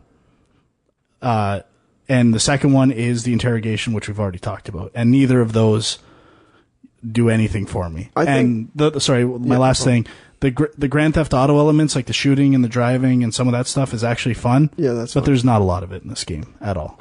I found that collecting the evidence was pretty enjoyable for, I'd say, the first third. And then you're right, it gets pretty tedious. I mean, it did have a kind of like, oh, this is kind of cool. This is like a new sort of like police quest type game, but in the, updated. But you're right, after you get to the point where it's really just walking around and waiting for your little buzzer and noise to go off, right? You're not really like actually seeing anything. You're kind of just like button mashing X as you go through and, oh, I found something. Oh, it's a piece of shit bottle. And I don't think the story's that compelling either. Like, the story's pretty weak. I think it's actually pretty obvious where things are going. Like with the newspaper stuff, like the newspaper stuff actually makes everything less of a mystery. Like, you see how all this stuff's tying together. You want to talk about borrowing from something, like borrowing from Mad Men, like the whole, I don't know if this is spoiler stuff, but like some of the main character war elements are right out of Mad Men. I'm pretty sure that they brought a facial capture studio to the set of Mad Men. No, I'm not even like, I honestly like half of the actors. Yeah, and I think they went to wherever they film and said, look, if you're not on scene that day or whatever, like, come over with us and we'll pay you to do this stuff. And I would bet dollars to cents that happened. And like, it really like gets annoying. But one thing I thought that was kind of cool, and again, since I haven't seen the whole game, I don't know if it pays off well, but I did like the flashbacks in between the chapters that sort of fleshed out the main character, like how he was in World War II and now he's a cop or whatever. Like, that seemed kind of interesting to me. And Rockstar seems really good at that, actually, because, I mean, Red Dead Redemption was the same, how it kind of had, there was a past that you slowly learned about. I think in this game, you kind of early on get the feeling like they're going to tell you something, and then they don't. They really just kind of... There's not a lot. And I mean, they bring it together, but they could have brought it together in about 5 minutes rather than 1,000 cutscenes. Well, not 1,000, but... And, like, there's, like, the ending of this game. Like, there's some pretty substantial stuff. And I didn't give a fuck when I was playing it all. I'm like, just end already. Like, I just want this to be over. And I was finishing it for this review and to get a trophy. But there is a significant occurrence at the end, and I think that's supposed to be the big thing in the game, but I don't even remember it happening, to be honest. Yeah. So I'm like, did that happen? There's like an epilogue almost. I'm like, did I miss something? Like, I don't even remember this happening. But the one thing, this might be kind of spoilers or helpful to people, but I kind of enjoyed driving around trying to find stuff. There's lots of stuff to find. There's hidden cars. There's the newspapers. Well, the newspapers I think you have to do while you're doing the story, but there's like film reels. There's the landmarks. There's quite a bit of stuff to find that's extra. And at the end of the game, once you complete it, I was expecting it to be kind of like Red Dead, where you can kind of just walk around after the fact and do what are the extra stuff you want to do. And in this, you can't. You can. You can? You have to go to you have to load up one of the 3 desks, because a lot of the stuff, like the street crimes, are contextual to what desk you're on. Right. So you have to, I think in the menu, go to your arson desk and go, and it's the world during the time of arson. Okay. Stuff. But okay. It's because I loaded up mine and it took me right to it's the not last obvious. save. Clearly not obvious. That it took me to the last save file where I was like right at the end. I was like, well, this is gay. Yeah. I found the whole thing that, the whole idea of driving around from place to place was kind of pointless in a way, and almost didn't fit, because you can skip it, which I did a lot. Right. I did a lot too. But I mean, it's clearly built on, same engine as Grand Theft Auto, and, it's clearly trying to mimic that in a lot of ways, but you're a cop. So it's like Grand Theft Auto, part of the fun is, if I don't want to do any quests, I can just drive around, hits, pedestrians, hit other cars, do some of these, side quests and things. And in LA Noire, it's kind of like none of that makes sense. Like, I'm driving. Yeah, I can drive over a pedestrian, but I'm a cop. So, what really is... And in order to do well, at 5-star rankings, you have to, not hit anything. Right. Which, pretty hard. Following every stoplight and driving correctly might be the most boring thing in the world. So yeah. So, and even, the collectible stuff, okay, it makes me feel like driving around, I got something out of it, but it would be a lot better if I actually could explore and find stuff that related to what I was doing. And even the navigation system, it's not a direct line, it's like it would have been back then. You don't have GPSs. You have to ask your partner. I don't mind that. Take the next left. I don't mind that. I hate that. Just tell me where the fuck I'm going. I do say, so I don't have to keep tapping square. The fuck. In related to the partner, I find some of their commentary to be hilarious throughout this game.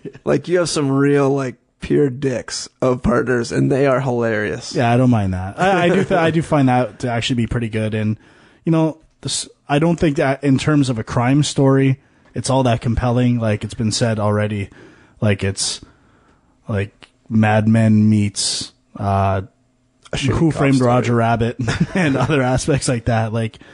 It's not. That's what we should have had for our remakes. The Who Framed Roger Rabbit game in the style of LA Noire. That would be amazing. That would be amazing. I know. I wish this was just Roger Rabbit. How fucking good would that be? That would be amazing. Oh my God, Sean. I'm cutting that out. I love you right now. But, yeah, I just... the only thing that made this game enjoyable for me was the idea and the aesthetic of the world, and pretty much the receipts. What the receipts look like. And pamphlets. I really love that. But yeah, it's funny too, even you were saying, being able to pick up the stuff. Insta-Heat pamphlet. But like you were saying, even the fact that you can pick stuff up and turn it around in your hand, it's cool, but it's there's no point to it. Either you're going to get, it's going to vibrate and say, oh, there's something you need to look at here, or it's going to say there's nothing here. And this is my counter example to being able to turn and twist everything and find stuff. How much cooler is it in Resident Evil 1, spoiler, when you can rotate all the stuff and inspect it, and none of it does anything except for one book, and then you finally use that to find a medallion. Oh, I'm gonna have to remember that. That to me is a way bigger payoff. Maybe there was something like that in LA Noire and you didn't find it. No, you find it every time. And the puzzles are so lame. Why would someone have a fucking lighter that's a globe that you spin 3 ways? If they're talking about a real world and stuff like that, and then they throw shit like that in. ooh, let's put this Insta-Heat heater together as a puzzle. Like, come on. Like, pick which one you want to be, real or a game. And I think games are more fun. I wish everything was more like the globe puzzle, but only crazier, but it's not. Yeah, I kind of feel like this. I thought this was going to be my kind of game because it's almost like a kind of like point and click adventure game, but with more actual gameplay and better graphics, better story, all that stuff. But it just doesn't. It's just not that fun. I really had to force myself to even play as much as I did. It's the autopilot. Like, it's autopilot, man. And the reason why games like Halo and Uncharted work so well is because they have all these elements, but then when it comes down to a gameplay situation, it's totally different, right? It's you have free roam, free control to like shoot, take cover, do whatever you got to do, and that's almost a different game on its own. That's the core, and everything else is just gravy. And this, it's just like you're eating all gravy. All right. Do you guys have any other thoughts on LA Noire? Well, I just have to say, maybe the reason I liked it maybe more than you guys is my wife and I actually played this together, and she really enjoyed the interrogation part. So I still skipped along like you guys a lot. Like, I autopiloted almost most of the driving, right? But, I was shit at doing the conversation stuff, and she was actually better at kind of like understanding and guessing at what it was. So I kind of just was like, what do you think? And she'd say something. I'd be like, I have no idea. So I'll just go with what you think. Yeah. So we were kind of like playing it together, which could have, made it a little more enjoyable because my wife's not really big into games. So, it was kind of nice to just kind of hang out and like be interacting together in the game. So that could be one reason why mine. So if anyone out there, has a wife that doesn't really like games, might be something to look at, this game. Yeah, and I mean, I think that's a good point, too, that if you actually get into these conversations and really kind of understand them a little more and find yourself being successful at it, I could see it being fun. But I did that first tutorial like 10 times, and I kept getting stuff wrong, and I was like, what is on here? Like, I could not get it. It's pretty tricky. Thank God I don't have to play games with girls. I kill myself. All right, so let's wrap this final up. thoughts out of 4 stars. What are you guys going to say? 2.5. I'm going to give it 3 out of 4. All right. No comment. No comment. So we're going to move on, and we're going to get to our very first retro review, which, we've been talking about wanting to do this for a while and haven't actually got around to it. But this time we actually went back and played Chrono Trigger. I played the DS version. Once again, did not finish. What versions did you guys play? I played the PSN version. And I played the PlayStation 1 disc version, which I think is the same roughly as the PSN version. Okay. So, and for me, this was actually my first time playing the game. What about you guys? Ooh. First time for me. Probably 10th time, I'd say. So maybe huge 8th. Chrono Trigger fan. I enjoy the game, yes. Okay. So I guess like for me, this is going to be a tricky one. I mean, we talk about on Pixeljunk a lot of times going back, reviewing an older movie, trying to get yourself in that mindset and sort of appreciate what made a certain movie special at a certain time. And I know everyone loves Chrono Trigger. I don't know if this is my kind of game. There's definitely things in here where I played it and I was like, oh, okay, I definitely see why it's, touted as such a great game. But playing it now, I got to be honest, it was tedious to get through. Ooh. I found the opposite. Like, compared to playing like Final Fantasy VII again and stuff like that, like, you really do not stay in areas for very long. The enemies are always changing. It's like not like when you're walking across fields in Final Fantasy and fight the same enemy 20 times. You fight an enemy a couple times. Even in the next room, it's a new type of enemy. It's always different enemies. You're not fighting randomly all the time. It's like kind of calculated battles, almost in a Metroid kind of way. Like when you enter a room, there's certain enemies and that's that room. Every room has its own kind of feel.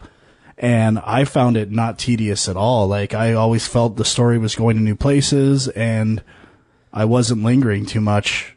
Like, and maybe this is just from experience of playing RPGs from that era where you would have to grind a lot and stuff like that. And this game doesn't have that. It's always kind of don't really have to grind at all. Pushing story, except There's a few spots. I didn't finish the game because I thought I was at the end last night. I wasn't doing all the side quest stuff, and I was on Lavos, Yep. the final boss, and he has like 8 initial stages where he recreates bosses from earlier in the game. Yeah. And at that point, you're so high level that it's a joke. Yeah. Right? So I do all that, and then he goes into his stage and destroys me. And I'm like, I am not fucking doing those 8 stages again tonight. Like, that's it. And that's one of the remnants from old games that drove me nuts. Like, there is a way to avoid all that. Yeah? I think if you choose one of the time, I think you actually crash your ship into them, and it like breaks you right into a shell. I can't remember exactly the details, but it's ringing a bell. I didn't do it this playthrough, but I think I've done it. I kind of saw how the game ends, and that's okay. I'm going to end up I want to do all the side quest stuff anyway, but I just want to make that clear that let's also make it clear that is gay. There are like 18 ways to play this game, because I think there's 18 endings or some huge number of endings, right? So I mean, you can play this game a bunch of different ways. I think all of them basically end with you beating Lavos, but it kind of depends on when you beat them. Well, the ending I saw, which I guess you can, because it was like an extended scene ending where Lavos crushes the world, and sure, right? Cool, right. Yeah. So I definitely got the understanding of like sort of the different paths that you can take in the game, and that's something that definitely I appreciated. I mean, that's the fact that there's different characters that you can have with you or not have with you, and just while you're on that, the characters, it's a manageable amount. There's like 7 characters. It's not like some games with like 10 to 15, and you're like, who do I want? Blah blah blah. It's like, no matter who you take, they're probably decent. It's not like a hindrance to bring one's optional ones. too. Yeah, and so for 6 really. Which one's optional? Magus. Oh, okay, I got him. But all right. Yeah, you can kill him. Oh yeah, that's Spoiler. right. Oh yeah, no, you can. I did see that. So, but yeah, like it's.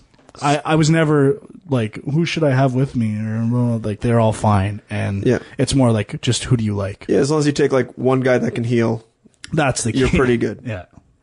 Yeah, so I mean, and this is something that even games nowadays, it's tough to find games that have multiple paths, multiple endings, and they do it in an interesting way. I actually felt like the characters were somewhat fleshed out for, an old school Super Nintendo game. I think the characters are one of the strongest parts of this game. Like, they all have a backstory. I don't know how far you got, Sean, but Frank, you said you got pretty far.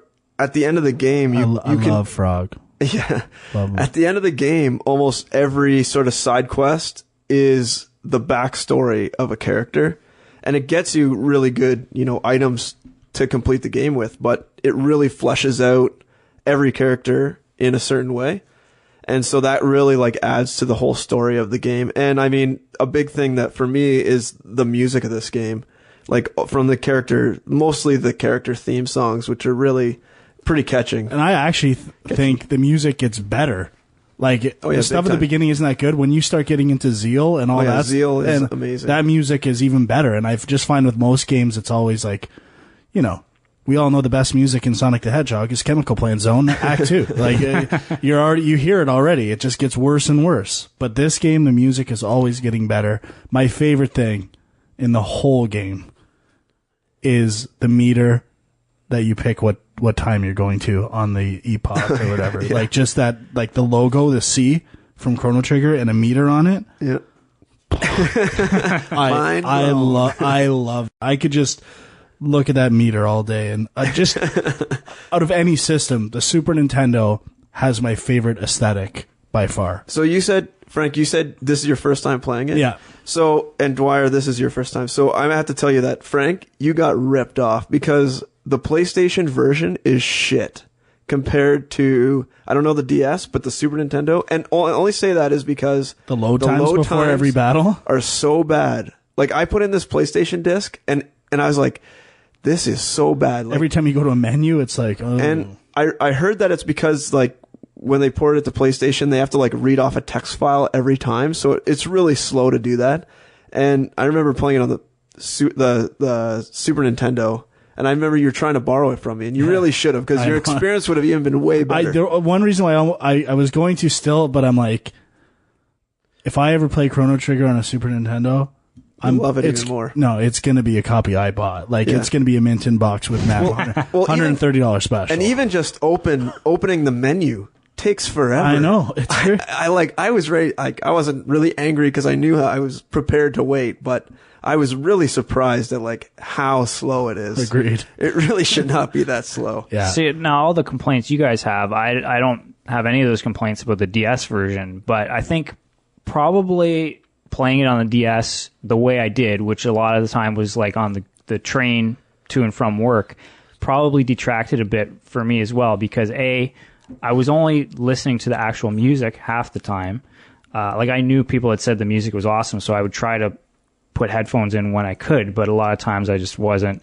And so I was playing it, with no sound at all. But also, this is not a game that's easy to just sort of play in quick little installments, and I think most RPGs are like that. Like, I didn't even know that you could save on the map screen for a long time until Frank told me. Oh, yeah. Ouch. So there were multiple times when I had you must have been playing for hours and hours. Then. Yeah, like, I was trying to find save points in certain levels, and I would know, okay, if I go to this level, there's a save point there, and I try to go back to it every time. But sometimes I would go to a new world and I wouldn't know where a save point is, and I'd play for 45 minutes, and then I'd have to turn it off because I had to get off the train or something. Yeah. That would be frustrating. So that definitely, that I can't hold that against the game, but I don't think I got as invested in the story and stuff because of that. Yeah. When I played this game, I kind of went back. I was like, all right, let's pretend that I never played this game before. I'm going to go and talk to everybody. And I think what I liked about it is, even though I played this game a ton before and I went back and talked to every person, I never really got frustrated with doing that. I didn't feel like, oh, this is totally wasting my time. There's not too many superfluous characters that you're like... That's right. Towns are small. Yeah. And there's in the map, there's maybe a couple residences and stuff. It's not like every place is a new house you have to go into. And the one big thing, which I don't think many games have done, or maybe this is the only one, but if you talk to someone, you can just walk away. And then, like, in most RPGs of Super Nintendo age, if you talk to someone, you're in it for the long haul until they're done talking. This game, you click on it, you're like, shit, I didn't really want to talk to that. You just walk away and they stop talking to you. The box goes away, you can still move around, no big deal. And I think that helps too, because there's a lot of times where, you go into a room, you actually talk to the wrong person, or you're like hunting for a treasure and you actually talk to someone and you just want to get out of there. And, it helps speeds up the game a lot. I think the dialogue was actually fairly well written too. Yeah. Again, for a game that comes from the 16-bit era. But I think, I guess for me, the one other thing that I think is actually pretty unique about the game and definitely makes it stand out is the time travel element, and the fact that you're playing, you're visiting a different, the same world through different timelines and stuff like that. And it never really gets weird.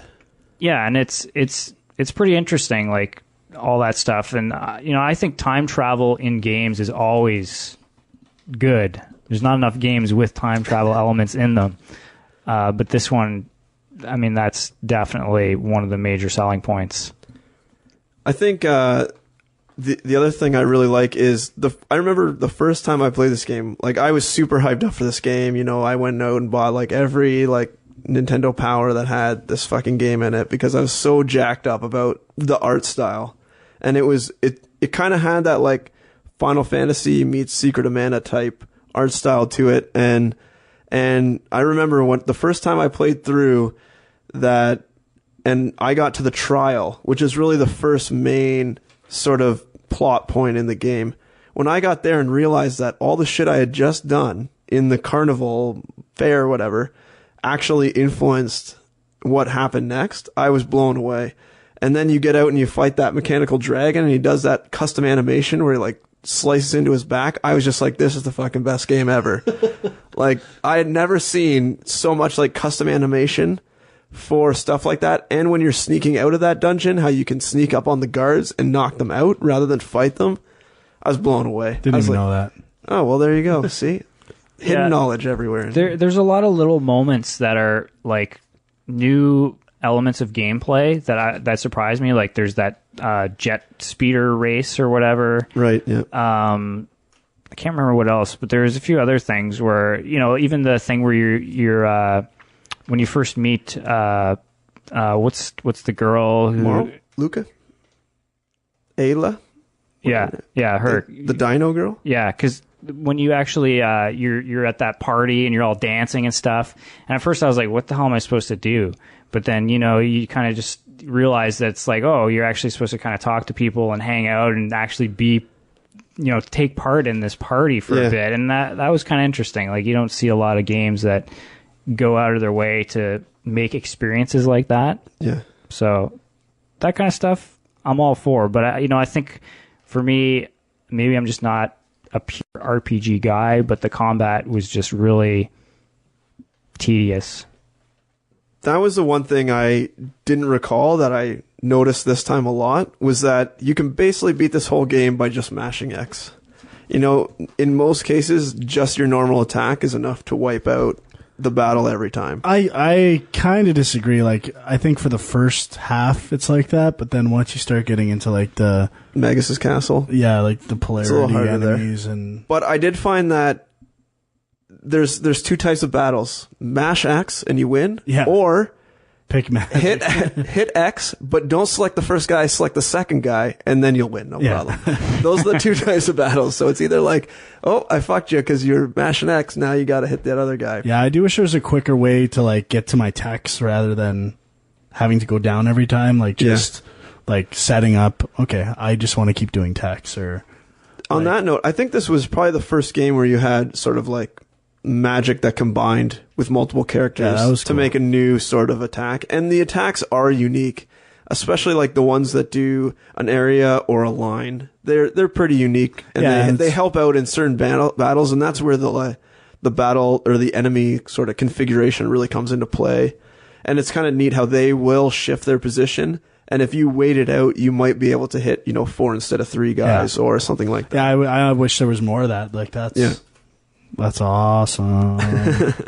I will say, there aren't really too many random encounters. I mean, there aren't any walking around the map, right? But I guess there are some where you are inside a level and you walk and an enemy kind of comes out of nowhere and you have to fight them. Yep. But a lot of them you can try and skip the enemies if you try to walk around them and stuff like that. So that's a bonus, I guess, for someone like me.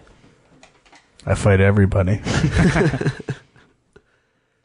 What else do you guys have to say about Chrono Trigger? Not much else. It's like it's doing everything right for me. It's taking out the annoyances of RPGs of the time. I think, and again, I think for me, where I'm lacking that perspective is, I'm still kind of thinking about it in terms of games that I've played recently. Like, I'm even thinking something like Costume Quest, where, the battle system has a little bit of an action element to it, or something to not make it so repetitive. But for the time, I think I can see how this combat system is pretty interesting. I think my favorite thing is everything about it is manageable. Like, it's not a case where there's so much inventory, all you're doing is buying and selling shit, and you don't know if you have the best stuff. Like, there's not a lot of that. They do pace the inventory management really well. So well. You don't really have to buy a ton. And each character has their own specific stuff, so you're not like, oh, can this person use this shit? Oh, no, they can't, because it's a whip, not a whatever. Yeah. It's got spikes on it, so I can't use it. And how fast they let you level and gain tech, and it's just... There's no... Oh, we haven't even talked about one of the best parts, the New Game Plus. Yeah, I haven't experienced that yet, but it was one of the first games to do that. Yeah, which is really enjoyable if you're like you just want to min-max your guys, right? You can go back and get all the tabs that really let you boost your main stats, your magic, your speed, and your strength, I think, really. And, you can just jack up your guys and crush everybody. I remember as a kid being able to go through and crush everybody with the inventory you get right at the beginning, because my guy was just so jacked. Yeah, I'm big. Big nerd on this game. Huge cock. Now, did this game have multiplayer for the Super Nintendo? No, that was Secret of Mana that Okay. had that 3-player element. Yeah, I was wondering about that because I didn't see how it would really work, but okay. Anyone have a multi-tab? Remember that? The Super Nintendo multi-tab? Oh, Yeah. So you could play 3? I didn't. But I left this game and Final Fantasy VII off my remakes thing just because everyone says those games like. I actually don't think this game needs a remake. I mean, it either, would be but nice, it'd be cool. but I think it still stands up. I mean, it's not obviously like Dwyer was talking about with the action, the action style of combat. It's lacking that, but I think for what it is, I think the tech part of it adds that little extra element. Yeah, I think I have to admit that, as much as I'm kind of harping on some of the stuff, if I actually went back and tried to play like Dragon Quest or something like that, I would probably want to shoot myself in the face because like those old like RPGs are brutal. So this is actually pretty accessible for an older RPG. All right, final thoughts. You're good. Yeah, I got nothing else. Are we actually going to give star ratings on these, or? Oh yeah, Yeah.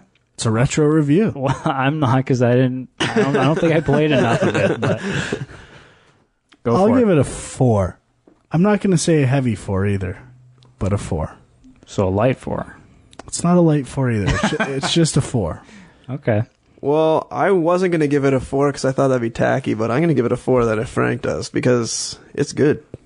Still good. Okay. So we've got a lot of other stuff to talk about. I'm going to burn through my what we played. I think we're going to have to. But, I mean, if there's some things that, some of us have both played or something, maybe we'll spend a little more time on that. Yeah, let's not get too crazy. Yeah, all right. Well, can I start? And first, I just want to... I had some honorable mentions for the remakes. Okay. Uniracers, Knights, Clockwork Knight, Darkstalkers, Blast Corps, F-Zero, I need a new F-Zero, and just the idea of Disney 2D side-scrollers, like Aladdin. Yeah. Like how good those would look with like HD. Like, I have one honorable mention as well. I know Frank will agree. Diddy Kong Racing. oh yeah. Nice. That's the fart of approval. Okay, what we played. Ocarina of Time and Star Fox 64 on 3DS. Love Star Fox 64. Played more of that, I'd say. I haven't picked yet. I did play a bit of Ocarina of Time. I was loving it at first, and it actually kind of initially really got me back into Zelda, and I was like, I'm going to go back and play all these Zeldas I can't wait that for I haven't Skyward played. Sword. Like, I'm pumped. Well, I haven't played, I haven't finished Twilight Princess. I haven't finished Wind Waker.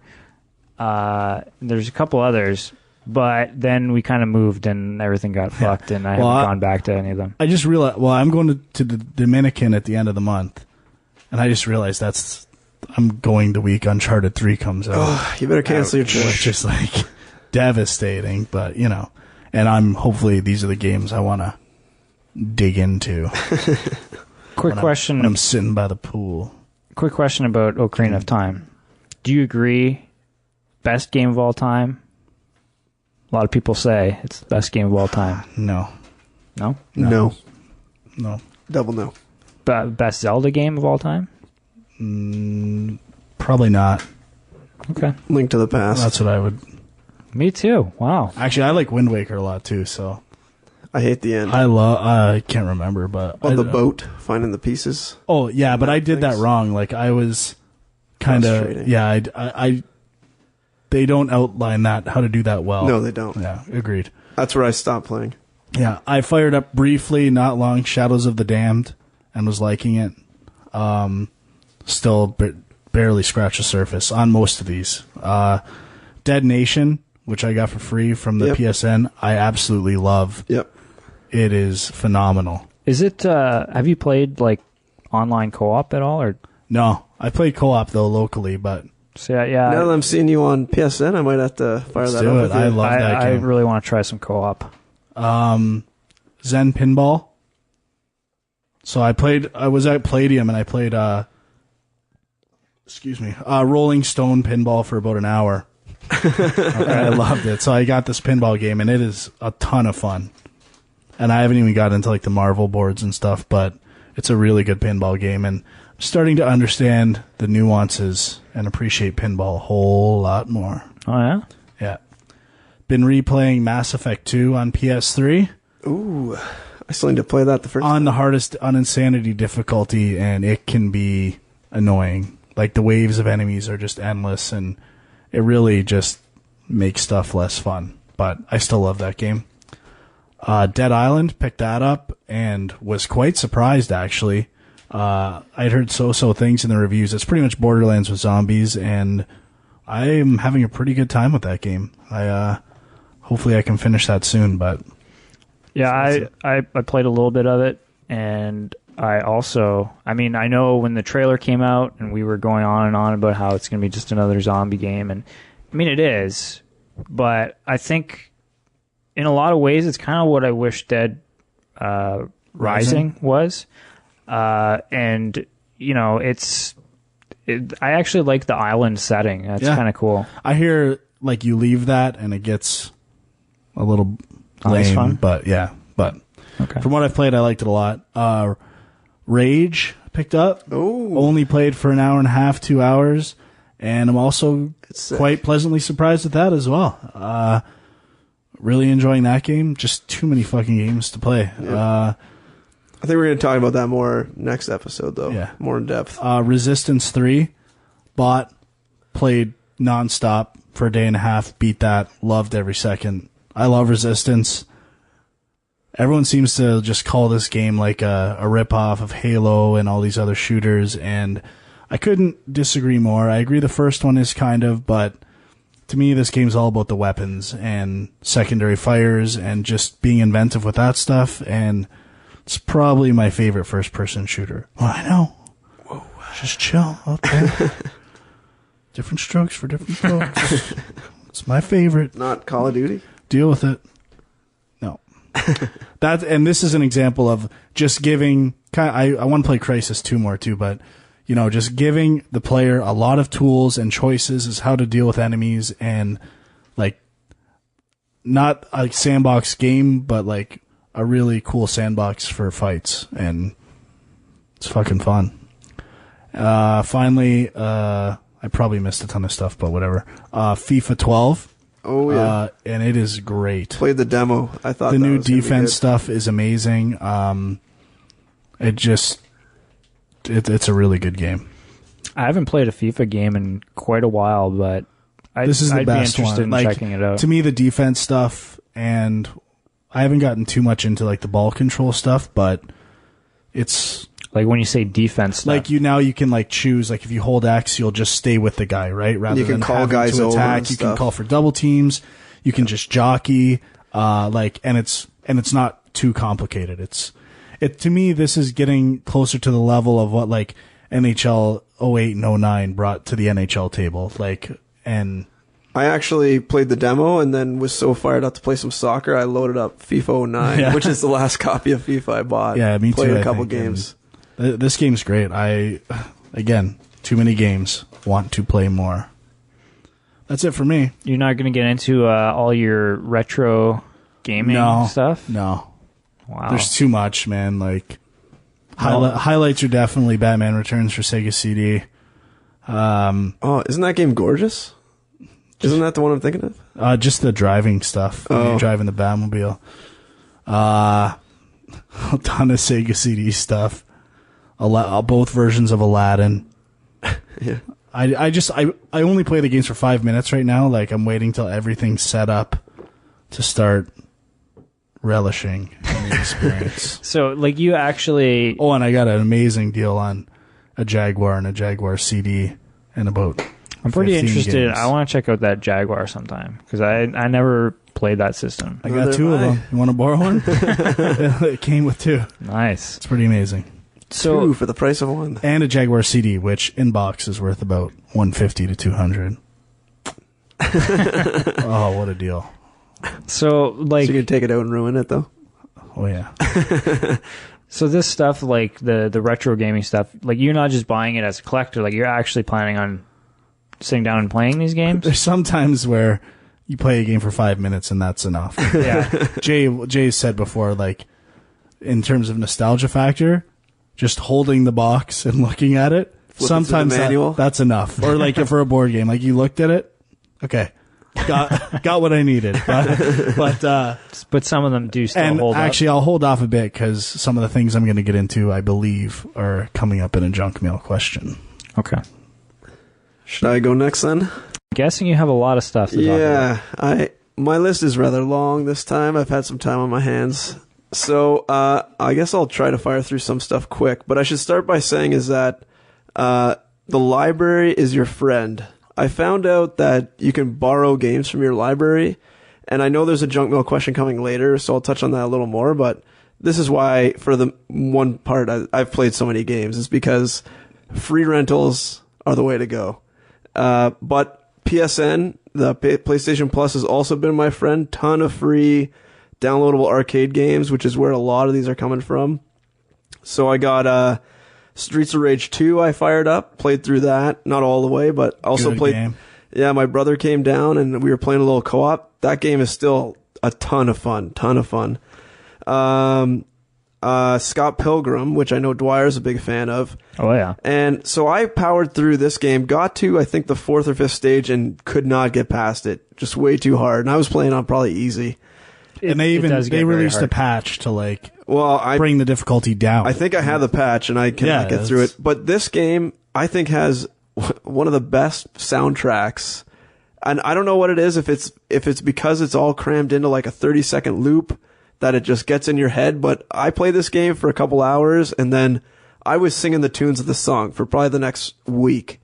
Just I'd find myself humming along to the tunes of this song or to this game. The soundtrack is by Anna Managuchi, I believe, is the name of the band or artist. I don't know if it's just one guy, but it's not just like a composer that worked for Ubisoft, I guess. Like it's an actual like well-known 8-bit chiptune artist. Well, that makes sense because it's amazing. I picked up Pixeljunk Shooter 2. Haven't really played too much of it, but I'm liking it so far. I downloaded that as well. Yeah, same with Shank. I picked up Shank, was on sale. Played, I think, a first couple levels.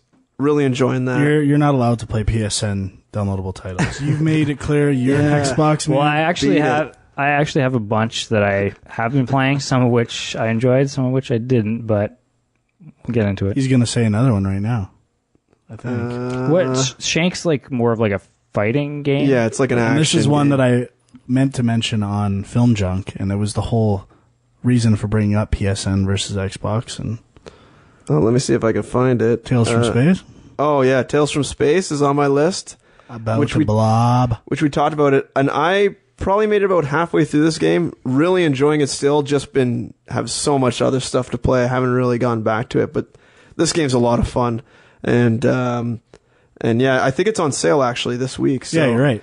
So it's a good idea to pick it up this week if you haven't yet.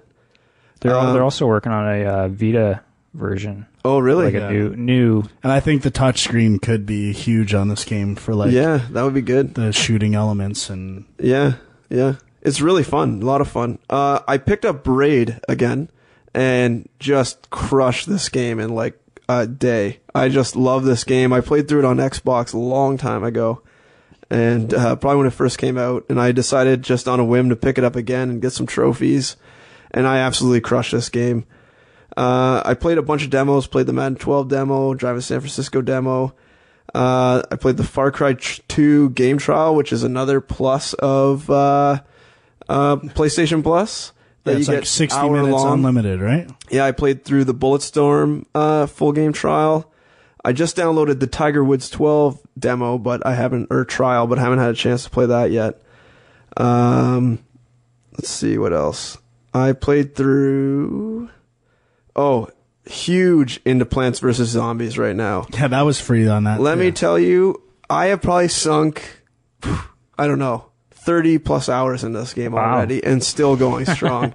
And I was talking earlier about how my wife doesn't play games. She is now addicted, so we're now playing together. And wow, she's more addicted than I ever was. And like, she's probably at home playing it right now and Yeah, probably getting angry. This is another game that was like $15 and then free to PlayStation Plus for a week. Well, it's also been on iPhone, iPad, like tons of different places. This was the first time I played it. No, but if you're a fan of tower defense games, this is definitely seems to be the most accessible and fun one out there, from what I've seen. Frank doesn't look convinced. No, I'm just... Also, Golden Axe, Comic Zone. There's a lot of like Sega Genesis type all games. All free on PlayStation Plus. Yeah. I hope we get sponsored after this, or just... I'd love. So then I played some games I borrowed from the library. Actually, I played some of Prince of Persia: Forgotten Sands. Pretty good. Didn't really blow me away, but it was kind of more in the vein of the old Sands time. The platforming and puzzling aspects are pretty good. Yeah, it was pretty enjoyable. That's the most recent one? I yes. think so. Yes.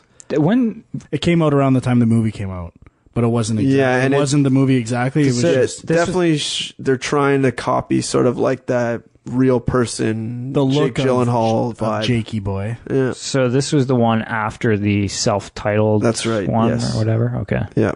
So I also borrowed Spider-Man Shattered Dimensions. Do not play this game. It is horrible. I probably played for half an hour and then had to put it down. Like the opening scenes, there's like weapons floating in guys' hands and just like I think I got past maybe the third level, and then you get into the Noire stage. This is the game where there's like 4 different Spider-Mans you play with, and the Noire guy, his controls are so shit. The web swinging, I don't even know how to do it. Like, it was so not intuitive. Like, I'm going off of how it was in Spider-Man 2. That game got it right. This game, impossible. I don't know. Don't even touch this game with 1,000-foot pole. Marvel Ultimate Alliance 2, played through some of that. Probably not going to go back to it. That was pretty much a few-hour thing, and then I got my fix. Alan Wake, which I know you guys reviewed probably about a year and a half ago now. Actually, I got to, I think, the start of Act 4. I think it's 4 of 5, I think. And I was enjoying it, but I also played it in, like, really spread apart fixes of time. So I played like episode 1 and 2, and like a week off, played 3, then took like 2 weeks off, played part 4, or started part 4 or whatever. And I was still enjoying it when I had to give back to the library. But I don't know. I know you guys kind of... the library isn't the best place to get your games from. Yeah, I guess not. I know you guys kind of ripped it apart in your review, but I am enjoying it so far. I mean, I can see why if you were like forced to play it all in a small period of time, it would probably be a little too much, and I think my spread out playing is really kind of helping the game be more enjoyable. I don't think I ripped it apart. If I remember correctly, I think I gave it 3 out of 4 stars. I think it's just me that rips on it constantly. I mean, I thought it got kind of repetitive, and I give it a 2.5. But I just find it repetitive and like a lot of open space that just extends levels and makes you forget story elements. Like, I think you're better off kind of just burning through on a straight path to understand the story. For some reason, I got compelled to find those stupid coffee mugs. Fucking thermoses. Yeah, the thermoses. The final boss fight, though, if you do eventually see the final boss fight, you might have a few issues with that. Well, we'll see how the library treats me. I also got Infamous 2, which is a pretty new release from the library, and you know, I wasn't a big fan of Infamous 1, but I thought, you know, let's fire this up. And to me, this is basically the same game. I know Frank's going to have an issue with this. I got no issues, man. Oh, okay. Did you? I love Infamous. I haven't played Infamous 2 yet. Oh, you haven't played it So, I didn't, like, the parts I liked about Infamous were clearing out the areas and kind of, like, gaining the territory. And that is exactly the same in this game. A lot of it's the same. Your character looks different. Who cares? You got this stick now you can fight with. I don't really care. It doesn't really add too much. I don't know. I just felt like it was the same game. I played it for maybe 2 hours, and I think I'm probably not going to touch it again. What about designing your own quests? Yeah, I saw that. Didn't do it. What? I played I played a little bit of Eternal Sonata. I know some guys wanted me to talk about it, but I haven't really played anything of that. I actually played Lufia 1 just recently. I've heard of that. Yeah. I don't know what it is. Fucking way. It's a Super Nintendo RPG. Got about halfway through and got way too frustrated. Will not be going back to that one. It's just way too much grinding. Is it? It's not an action RPG though. No, it's pure like Final Fantasy Dragon Quest style. Final Fantasy 9 actually I've been playing a lot of. I just got to the third disc of 4 on PlayStation, and you know what? I played this game a couple times and never really got very far in it. And this time I'm trying to like force my way through, but I'm not really forcing myself. I'm still enjoying it. The only problem with this game I find is that the characters do not compel me at all. I do not give a shit about any of the characters in this game. I just remember that Orko looking dude. Yeah, like he's just a little whiny bitch. Every character in this game is dumb as shit. I remember the game being, like, hearing that the game was bad too. Like, you know how Final Fantasy X had Blitzball, and doesn't this have some... There's like a card trading game. Yeah. I don't really touch that. Yeah. But I find with this one, the only character I care about even knowing anything about is the princess, which is fine. She's a pretty big role. But like the main character, not interested in him at all. But the real thing that is standing out is the game mechanics. They put in so much stuff. It's kind of like a Mario game in the sense that they've put in so much stuff that you only see once. And it really like expands the experience of the game so far. I mean, there is grinding and there's like that normal shit, but there's little things like you get locked in this like swinging like cage, and you got to swing it back and forth until you get broken out. Like, and that's the only time you're going to see that in the whole game. Tons of stuff like that. And it's good so far. I'm going to keep playing it. Probably try to beat it for next episode and maybe talk about it a little more. Also played, I just started playing Earthbound actually. You guys were talking about it earlier.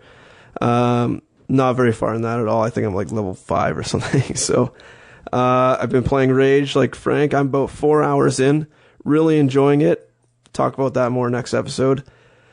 A ton of NHL 12, and Frank and I will probably not duke it out because this episode's kind of running pretty long, but I played the demo. It's amazing. Saw that charge passing was still there. Turned it off.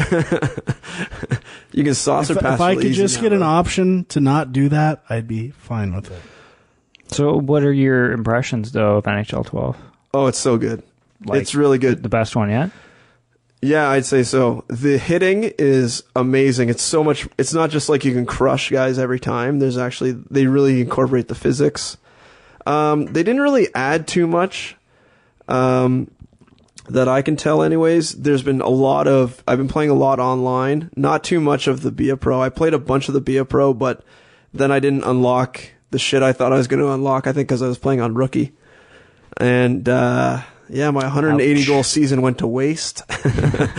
So I kind of gave up on that and just decided to focus mainly online. But the kids online that play are ridiculous. I played a guy today.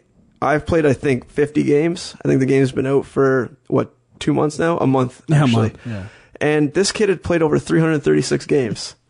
And I've seen people with way more games than that, too. It blows my mind that people actually, they must just come home every day and play, and that's it.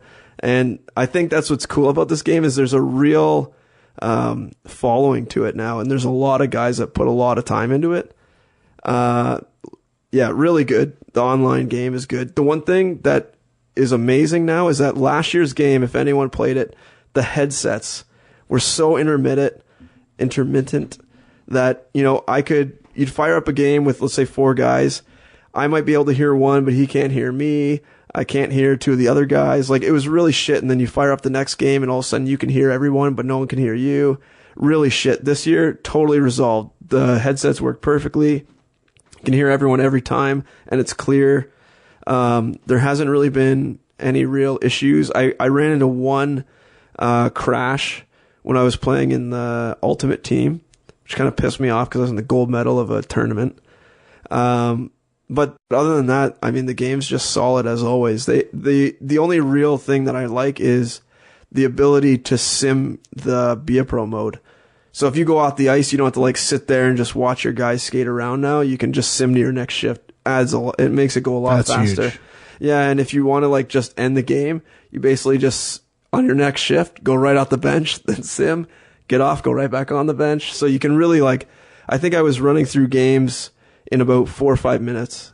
If doing that, I'd go out, get a goal, and then just basically get off the ice the whole rest of the game. It's kind of like, it makes you wonder why they didn't have that the first time. Like maybe they thought that people really wanted that experience of like, sitting on the bench and watching or something, but I guess they want it to be authentic to the experience that you're actually the guy. But yeah, from a like enjoyability and gameplay standpoint, it's really not a good decision. You can still choose to play like that, but I wouldn't recommend it. yeah. It's not as enjoyable. And the only other thing is Dwyer and I sat down. We played some Portal 2 co-op actually, We did. and that was a lot of fun. Yeah, there's actually a new DLC that just came out as well, which Oh, really? we didn't finish what was actually there in the original game. I think we got pretty far though. I think we got about halfway or 3/4 of the way I think through it we're though, 3/4 of the way. in one sitting. So that was pretty good. But yeah, I mean, I'm as I mentioned, I'm really huge on co-op campaign stuff. Like whenever you can include that, and I understand it's a ton of work for developers to just include the option, much less shape the game around it. But it's a ton of fun. Are you going to pick up Ratchet and Clank all for one? I might. I don't know. Me too. We should mention that we did the split screen, not the online. So it might have been a little easier for us to actually like talk out the puzzles and like, you know, physically point and not just like use the pointing system that's in the game. But I think that would actually resolve most of the issues. Like, yeah, it being worked pretty able well. to, you can sort of highlight an area and hit a button and it, lights up so that the other guy knows, like, okay, this is where you should go and you should stand on this platform now. And they have like a timer so you can time stuff together. Yeah. Yeah, but I think though, if you were to try this online without headsets, it would be pretty hard. Yeah, I think you that's need true. to have still that verbal communication, even though you have the sort of like in-game hand gesture kind of things. I think without being able to actually talk something through, I think it would make it pretty hard to complete some of the, definitely the later puzzles. yeah, I would agree with that.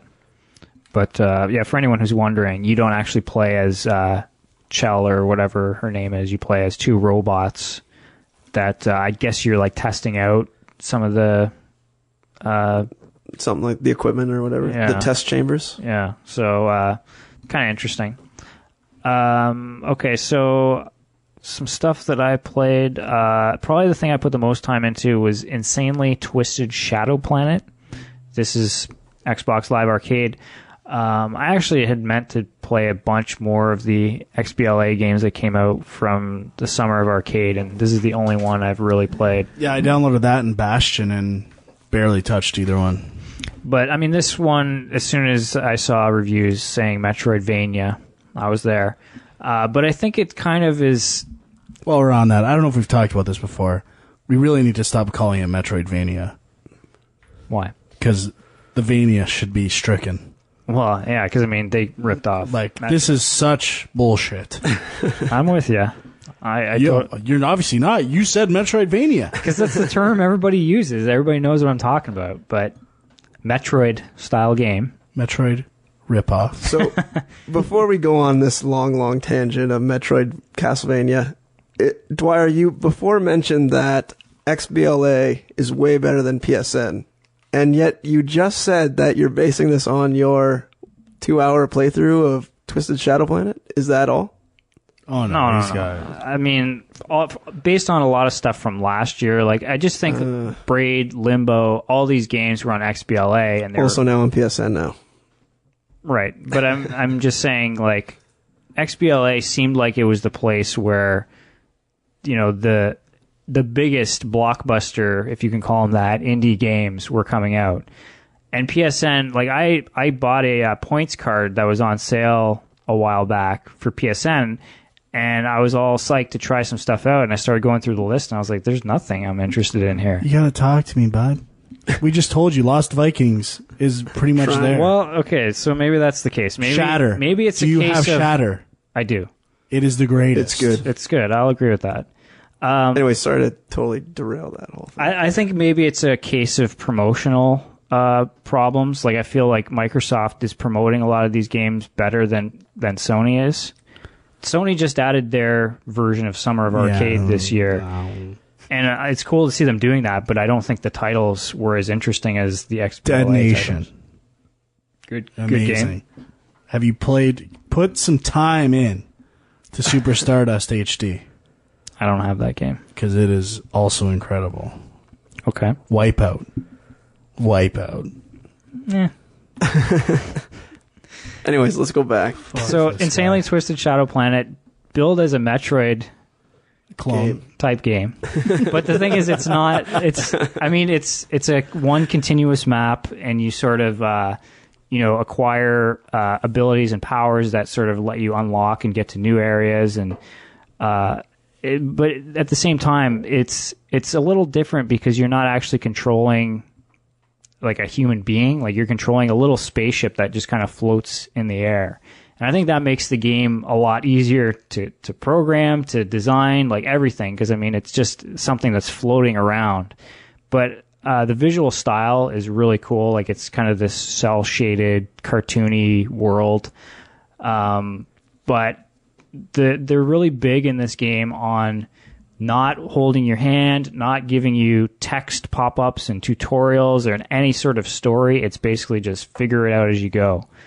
And that element of the game kind of turned me off initially. I did eventually get pretty hooked on it. I haven't quite finished it yet, but I got a fair amount of the way through. I would recommend it. I would just say it's definitely a step down from Metroid games and Shadow Complex and stuff like that.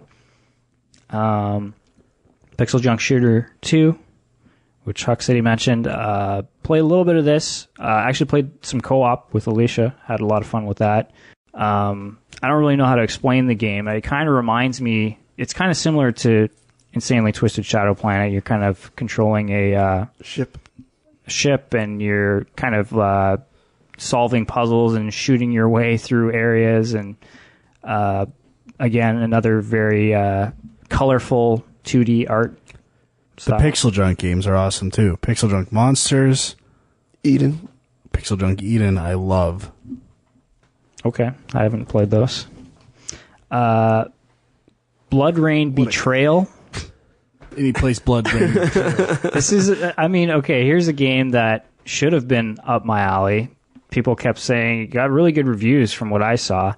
And, it's a 2D side-scroller action game. Kept hearing it's just like old Castlevania games. And so I downloaded it, I booted up. It is not like Castlevania. This is it's like an arcadey, it's like Street Fighter turned into a side scroller almost. Like it's very fast paced action with like tons of combos, and I just couldn't really get into it. And I wasn't a big fan of the art style either. But to be fair, I played maybe 45 minutes of it. So I don't know if that was enough to really get the full impression I needed to get. I also, on PSN, played Explodemon. You guys heard of this game? Explodemon? No. It's actually pretty similar to Splosion Man, but it's kind of almost like a Mega Man-ish take on it. So you've got a character who can explode himself to either kill enemies or break stuff that's in his way or to get higher. And it's kind of done as if it's like this badly ported Japanese game. Like all the dialogue is like purposely bad and doesn't make sense and stuff. So it's kind of has a certain charm to it. It's got you wrapped around its finger, pretty much. That stuff actually I was kind of could have gone either way on, but the gameplay was fun enough that I was digging it. A few other quick things. Legend of Zelda 4 Swords Anniversary. Still haven't downloaded that yet. Yeah, it's free right now on 3DS. So if you have a 3DS and you have an internet connection, you should definitely download this. Once again, co-op. I don't know really what else you need to say. I mean, it's a Zelda game where you're solving puzzles together with other people and also at the same time competing against them. A lot of fun. Hope to play some more of it. Played a bit of Duke Nukem Forever. We didn't talk about this last time, right? This hadn't come out. I think it came out like that day or something. Right. I don't know. I know everyone kind of hated on this game, and I actually was kind of enjoying it as much as I played it. Like I enjoy the fact that they took this sort of tongue-in-cheek approach to, like, you know, Duke Nukem is like this star and stuff, and you start off in his mansion, and you've got fans trying to get to him and ask for his autograph and stuff. I don't know. All that stuff really kind of won me over, although maybe if I played more of it, it would get really repetitive and not so fun. But I was digging it. And, all right, last thing I guess I'll mention, I played a bit of Bit.Trip.Saga on the 3DS. This is a collection of 6 games, all named Bit.Trip something.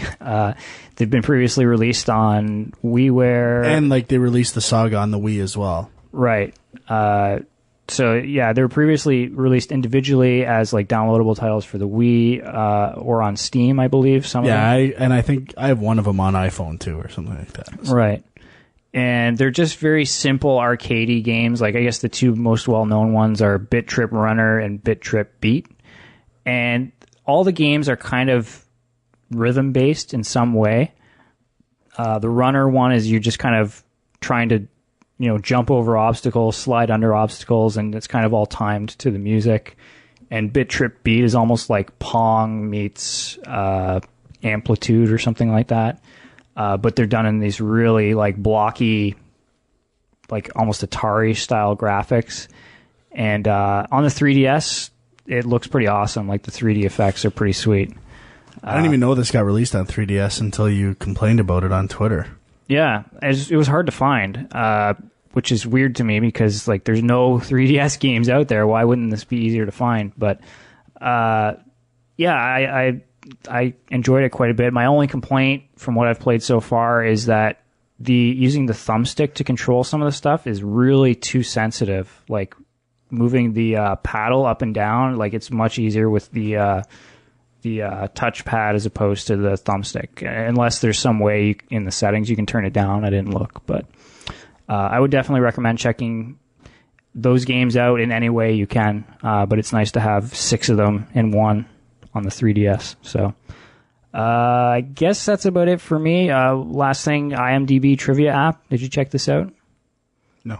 I think I mentioned Movie Cat last episode or maybe the one before, but this was free on the iPhone. I think it still is, and not quite as good as Movie Cat, but if you like movie trivia, check it out. And I'm sure the content's always expanding, right? I'm guessing it's just like querying their daily trivia stuff, and so as long as they keep adding to that, yeah, definitely new stuff, and probably a ton exists already. Yeah. So I guess we should move on. And we do have still our hot button segment. Geez. We're doing hot button? We are. I think this is going to be quick. I don't even know about this. So we're talking this time about used games, which is something that has come up recently. Maybe some people are thinking, why is this even a topic for discussion? But from the point of view of the game developer or publisher, whoever is actually making a living off of this stuff, used games are a bit of a problem because the game companies don't actually see any of that money. So, in the game industry, it's kind of interesting that, well, maybe not interesting, it's bad that games lose their value so quickly. You know what I mean? Like, 2 months after a game comes out, you're probably paying half price for it, maybe less. And you're getting $5 on a trade-in. Yeah. And I think part of that, is just within the industry, within gamers and fans of the industry in general, it's all about what's new, what's the next big thing, what's, the best graphics. Nobody cares about what came out last month because that's old news. And it's too bad in a way that that's kind of how things go.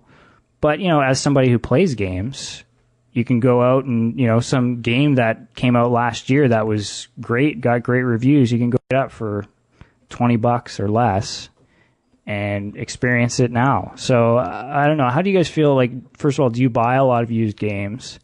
And I guess the main reason that I thought this might be a good topic for discussion is what happened with Resident Evil Mercenaries for the 3DS, which was that basically you couldn't erase any of your save games. So once you bought that game, you couldn't trade it in because nobody could buy it used and play it from the start all over again.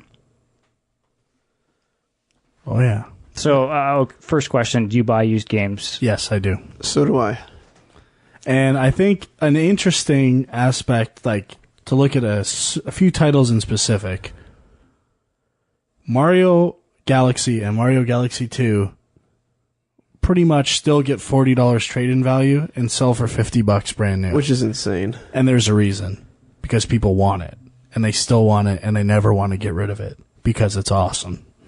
Well, most first-party Nintendo games are that way. Which is crazy to think about, right? Like, until they made Mario Galaxy 1, like, part of that Classics collection, it was still, like, $30 to $40 trade-in and more to buy. And that, like, that says everything right there, I think. Like, if a game's that good that people don't want to get rid of it, and Mario's not like a multiplayer game.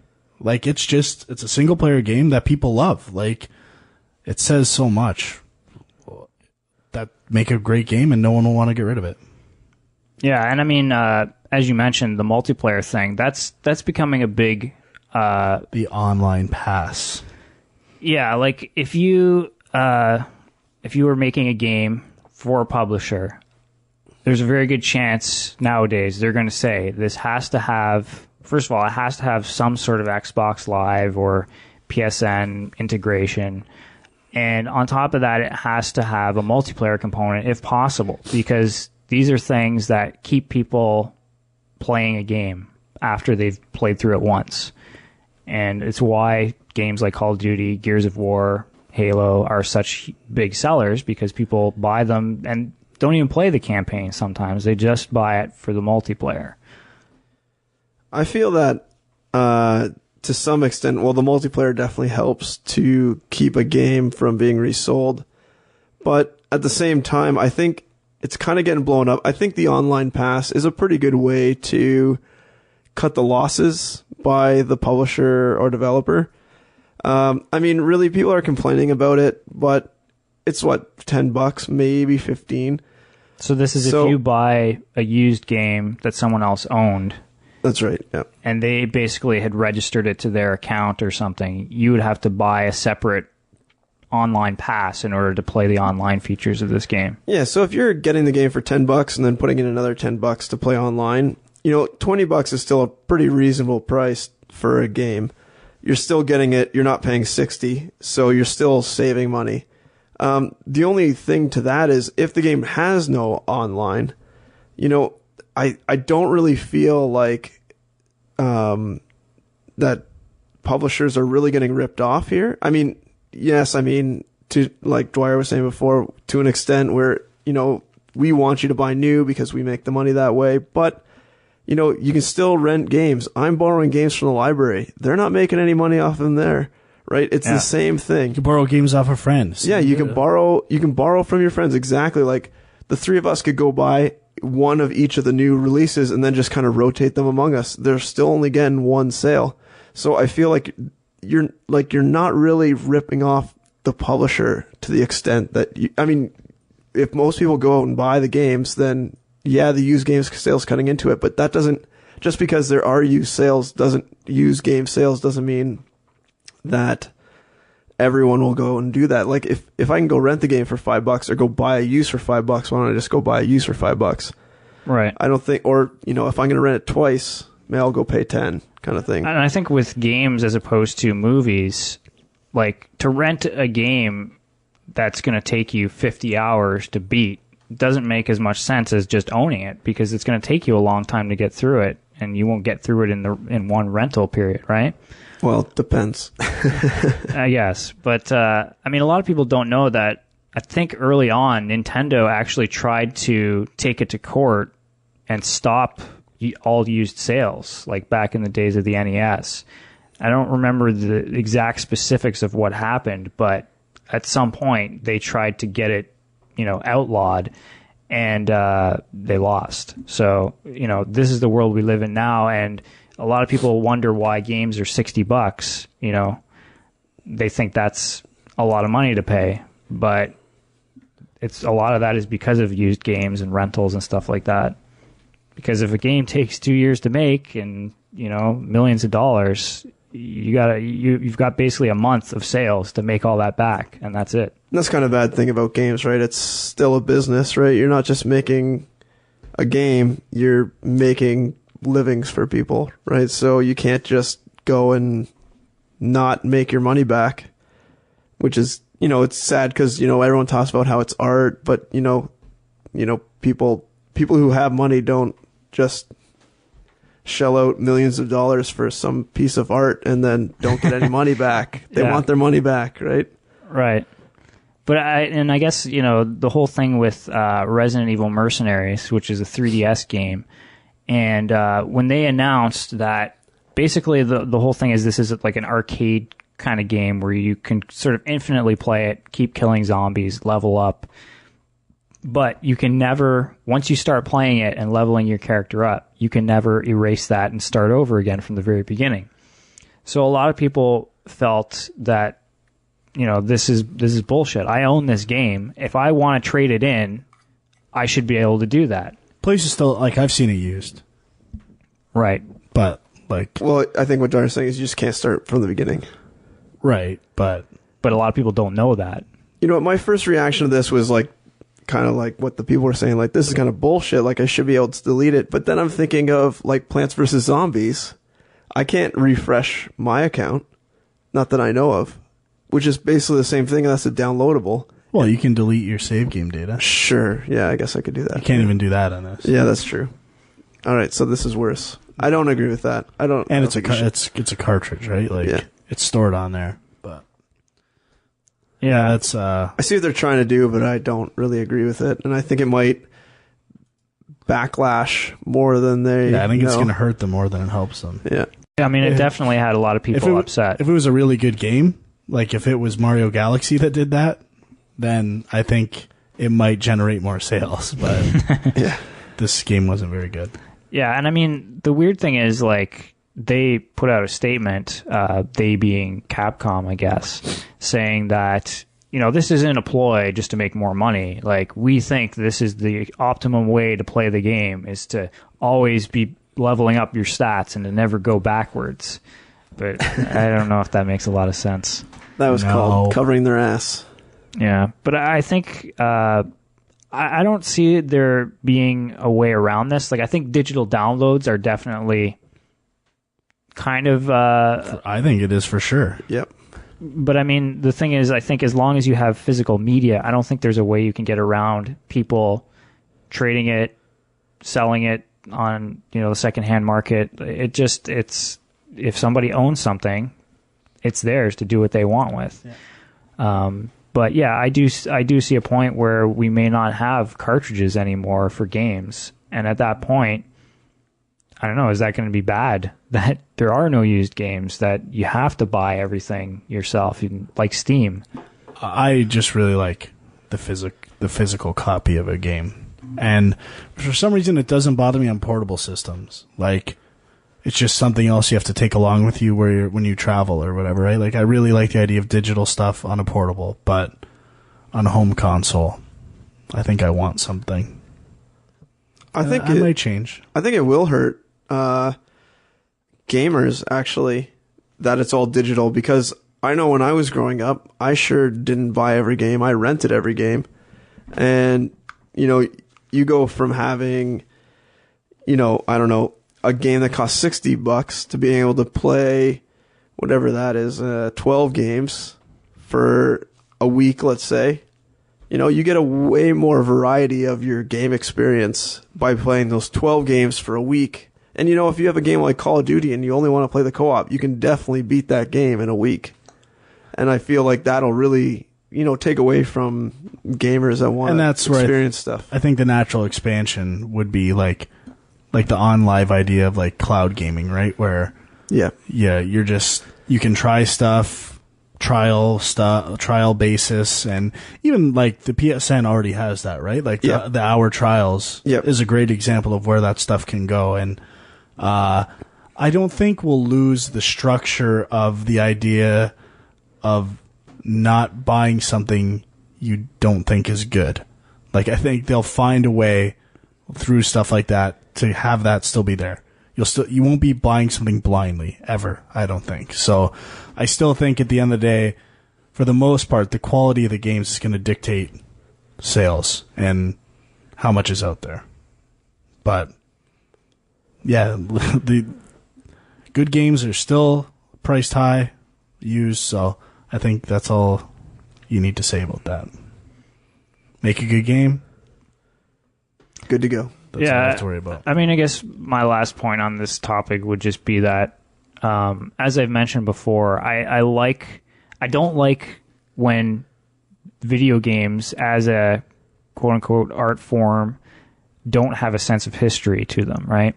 And I think heading towards digital downloads means we're heading in that direction. Like, we're losing our history, because what you can digitally download today, 10 years from now, you probably won't be able to digitally download. Like, how will you find it, But in some respects, I think if you think about it of an infancy thing, at the point where everything is digital, you never lose history again, right? Like, things are backwards compatible, and anything that ever gets released is around forever, right? It's not about like, can I find a physical copy of this game?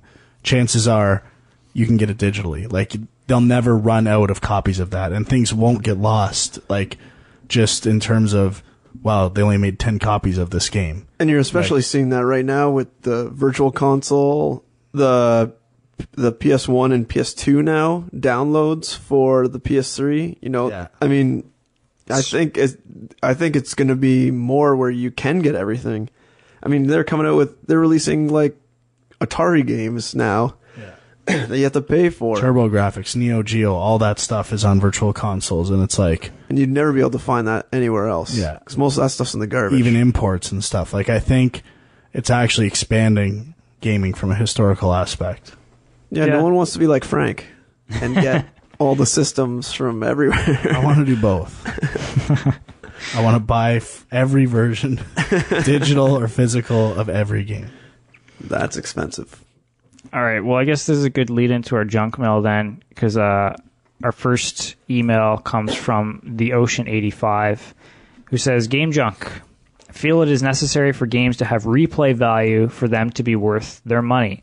I feel DLC and achievements and trophies have helped in that respect. Do you feel cheated if a game you have paid for gives you no interest in ever revisiting it, or do you feel that one playthrough is worth it? I was disappointed in LA Noire, and I have no interest in playing it again. I feel cheated. Is this a rational thing for me to feel, or am I being too sensitive or too cheap and expecting too much for a $60 game? Thanks. I have no problem with buying a great 5-hour game. And I guess that's not their point of contention. They're saying, if it's a great 5-hour game and you'd come back and play it again later down the road, that's okay. And I think that's fine. I don't know. I hate games that are long for the sake of being long and extended just to say it's 50-hour game. Like, and you're really just getting the same thing over and over again. I'd rather they cut stuff sometimes than added stuff. But yeah, I just think that I agree with you, but I think that point of view is kind of more towards the hardcore gamers. For sure. Like, there's kids out there who maybe, are saving up their allowance. They can buy one game this year. What are they going to buy? Well, they're not going to buy something that's 5 hours and they're done. They're going to buy Call of Duty or Halo. Yeah, and I think that's completely fair. And, I mean, this kind of, like you're saying, ties right into the used games. I mean, I personally don't think a game needs to have replay value, like Frank was saying, to warrant my money. But at the same time, there are other avenues to explore you could get used. You could, like I talked about earlier, you can go to the library and hopefully get games for free. You can borrow from friends. If you're short on cash, if maybe that's the problem, like you kind of brought up, you only get one game a year, maybe you go and try out that game first. And then, if after your rental week or whatever, you really like it, then go buy the money on it. You don't have to like shell out all your money only to be disappointed. And you can kind of like hedge your bets, or, wait, don't buy it day one. Maybe wait for the 2 weeks or 3 weeks and then kind of see. Another interesting option, kind of contrary to what you were saying about like, and this is why not many people do it, in relation to whatever's new is amazing, right? But like some people can live like a generation in the past, right? And they're getting everything and like just kind of what's new. It's like a back in time version of what's new, and you're seeing new stuff. And if you just didn't know about the future, that would be fine. And everything's cheaper. Like you can find anything, like get games for $2 and stuff like that. Like, great games. Well, are PS2s still selling? Yeah, for sure. And like people are playing PS2. Those are options too for people without a lot of money. Yeah, but I guess, I do have a problem with people. I see his concern, and I think a lot of publishers and game developers are being forced to add things to their games that don't need to be there or that aren't even good, just so they can, basically have that added value. But if it's not, that might not actually add to the replay if it's value. not good, I don't think, like a key example I think would be BioShock. Like they add multiplayer stuff, and I don't think people hang on to their copy of BioShock to like play multiplayer BioShock. Like same with Dead Space too. Yeah, they hold on to it because I want to maybe play that campaign again one day. And right, and that would be my point. Is like, why put effort and time into a multiplayer of BioShock when you could put effort and time into just making the campaign better? Completely agree. The bad thing too about multiplayer is, if you pick it up and you're the only one that likes the multiplayer, well, you have no one to play with. So it really adds zero replay value because you can't even play it. Yeah. Or you run in the other case where everyone you're playing with is so good that you don't even want to play it. That's true too. But I think we're just going to get to a point where, or we're already at that point where every multiplayer is deathmatch, right? And it's good. People are going to have to start thinking outside the box of that stuff. And, I'll say it first at all of us. Co-op campaigns is the way of the future. Totally. And that's what's going to the tech's getting there. Games are probably know. The tech's getting there where we could do it. Yeah. So.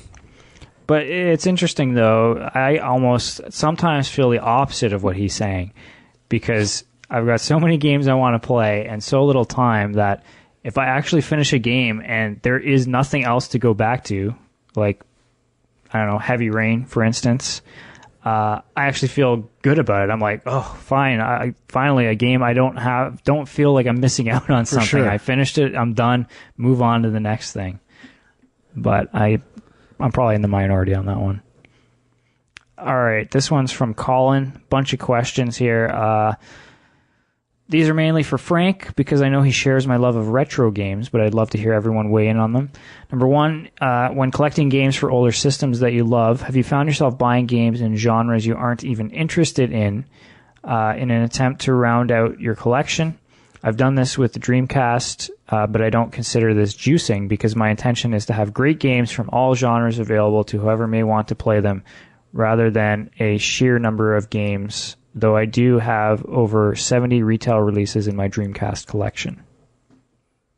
I juice when it comes to classic games. Like, it's getting to the point where, you just see, I don't have that. I don't care how bad it is. Sometimes the worse it is, the better. Yeah. Like Space Jam for Sega Saturn, stuff like that. Like, I want that on my shelf in the worst way. And I don't know. It's almost like if you could, you'd want every game possible. Like, this is an archiving more than it is a representation of your own my personal favorite games. Yeah. And like, at first it started like, I want the games I loved. Now it's like, this is a museum to gaming. I think that makes more sense for sort of like systems that maybe weren't as popular. You know what I mean? But like to do that, to try and get like a complete collection of SNES or something, like it's a lot of shit to buy. Daunting. Which would be, that's what makes it so amazing if you did it. Yeah, but I agree with you though. I think in the box and with manual. I think there's definitely a draw to some of the bad games from the past. Oh yeah, for sure. Okay, next question. Speaking of the Dreamcast and recalling your obsession with spines, how awful is Sega's decision to start with white only to transition to black spines halfway through the system's life? And don't even get me started on the orange Sega All-Stars releases. Oh yeah, that first rule of retro game collection: never buy the re-released greatest hits versions. Like that's why when you go on eBay and you look for PS1s, you look for Black Label and whatever. That's one of my biggest pet peeves about gaming in general right now, and I was thinking about this earlier after Filmjunk, like another reason why I love Nintendo is that they never like redo their system's logo. Do you know what I mean? Like how PS3 started off as PlayStation 3, now it's that PS3 logo, and like all the Xbox, same thing. Genesis went from black to red, like alternating red spines, and like just to try to garner interest or like put flashiness on the shelves, and Nintendo never does that. Their logo is their logo for the system the whole time. The Wii cases now look exactly the same as they did the day the system came out, and I love that. But they did recently add a greatest hits title. They did. I'm also looking at a red case up there. Okay, but Super the logo Mario is the same and that kind of stuff. Like, I mean, like, not a total rebranding of the system. Like, some games have, like, cases that stick out, and that's intentional, but they don't redefine what the Wii logo is. That's what I hate. And okay, greatest hits collections, they're part of reality. What can you do? Just avoid them at all costs would be my suggestion. All right. You recently reminisced Junk about your first VHS purchases, but what was the first game you bought for each system you've owned? I won't bore you with all of mine, but some of the more strange ones are Jurassic Park for Game Boy, Shenmue 2 for Xbox, and Animal Crossing for GameCube. Yes, all of those were somehow system sellers for me. Oh, well, Super Nintendo I got for Donkey Kong. Sonic for Genesis, and that was like my favorite game. I think for NES, I don't know. I can't remember at all. Might have been Bayou Billy. Might have been Blades of Steel? Bayou Billy. No, I love Bayou. Blades of Steel it definitely was for me. Or ice hockey, maybe? No, I wasn't into those back then. Maybe just Mario. Well, yeah, I think it was Mario 2, but I think the next one was Bayou Billy. Or Mega Man 2, actually. Might have been it. And then, like, just launch titles for everything else, because I ended up buying it right when they came out. You got a list? I got a list. It's not very long, though. I never had an NES or... so, for Genesis, though, is NHL 90... No, not 94. 93. The one just called NHL Hockey. The very first one. Well, it was NHLPA, right? The blue one? The blue one. Pretty yeah. sure NHL. Yeah. No, that's 92. 92. Okay, that one then. Yeah. That was mine.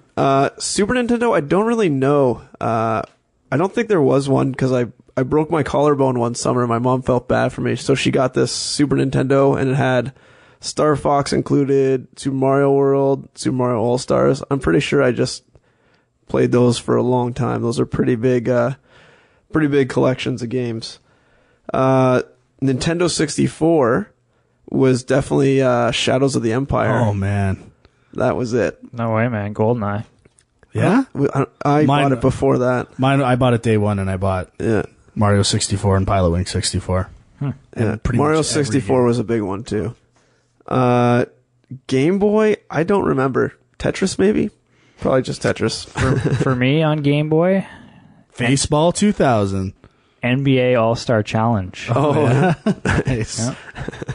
Yeah. Let's see here. PlayStation 2. I never had a PlayStation 1. PlayStation 2, maybe Final Fantasy 10. I can't really remember. And PS3, Xbox. I mean, I didn't really buy that. I was given it, so didn't really buy anything for it for a while. And then PS3, I don't know, maybe an NHL. I'm not sure. Mine was Resistance. I got mine not launch day, but the first month. Best decision I ever made.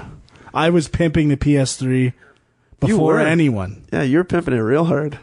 Everyone at work was naysaying, saying it's a piece of shit, and all I did was talk about how amazing it is, and I feel proud. Do you feel?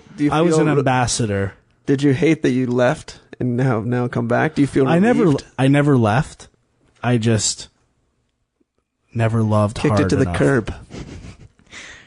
All right, let me try and run through these real quick. NES, Blades of Steel, Game Boy, NBA All-Star Challenge, Super Nintendo, NHLPA 93, I think, whatever the first one was. What happened to you? Like, you don't even like sports. I know. I was. This is the thing. I was hardcore into sports in high school.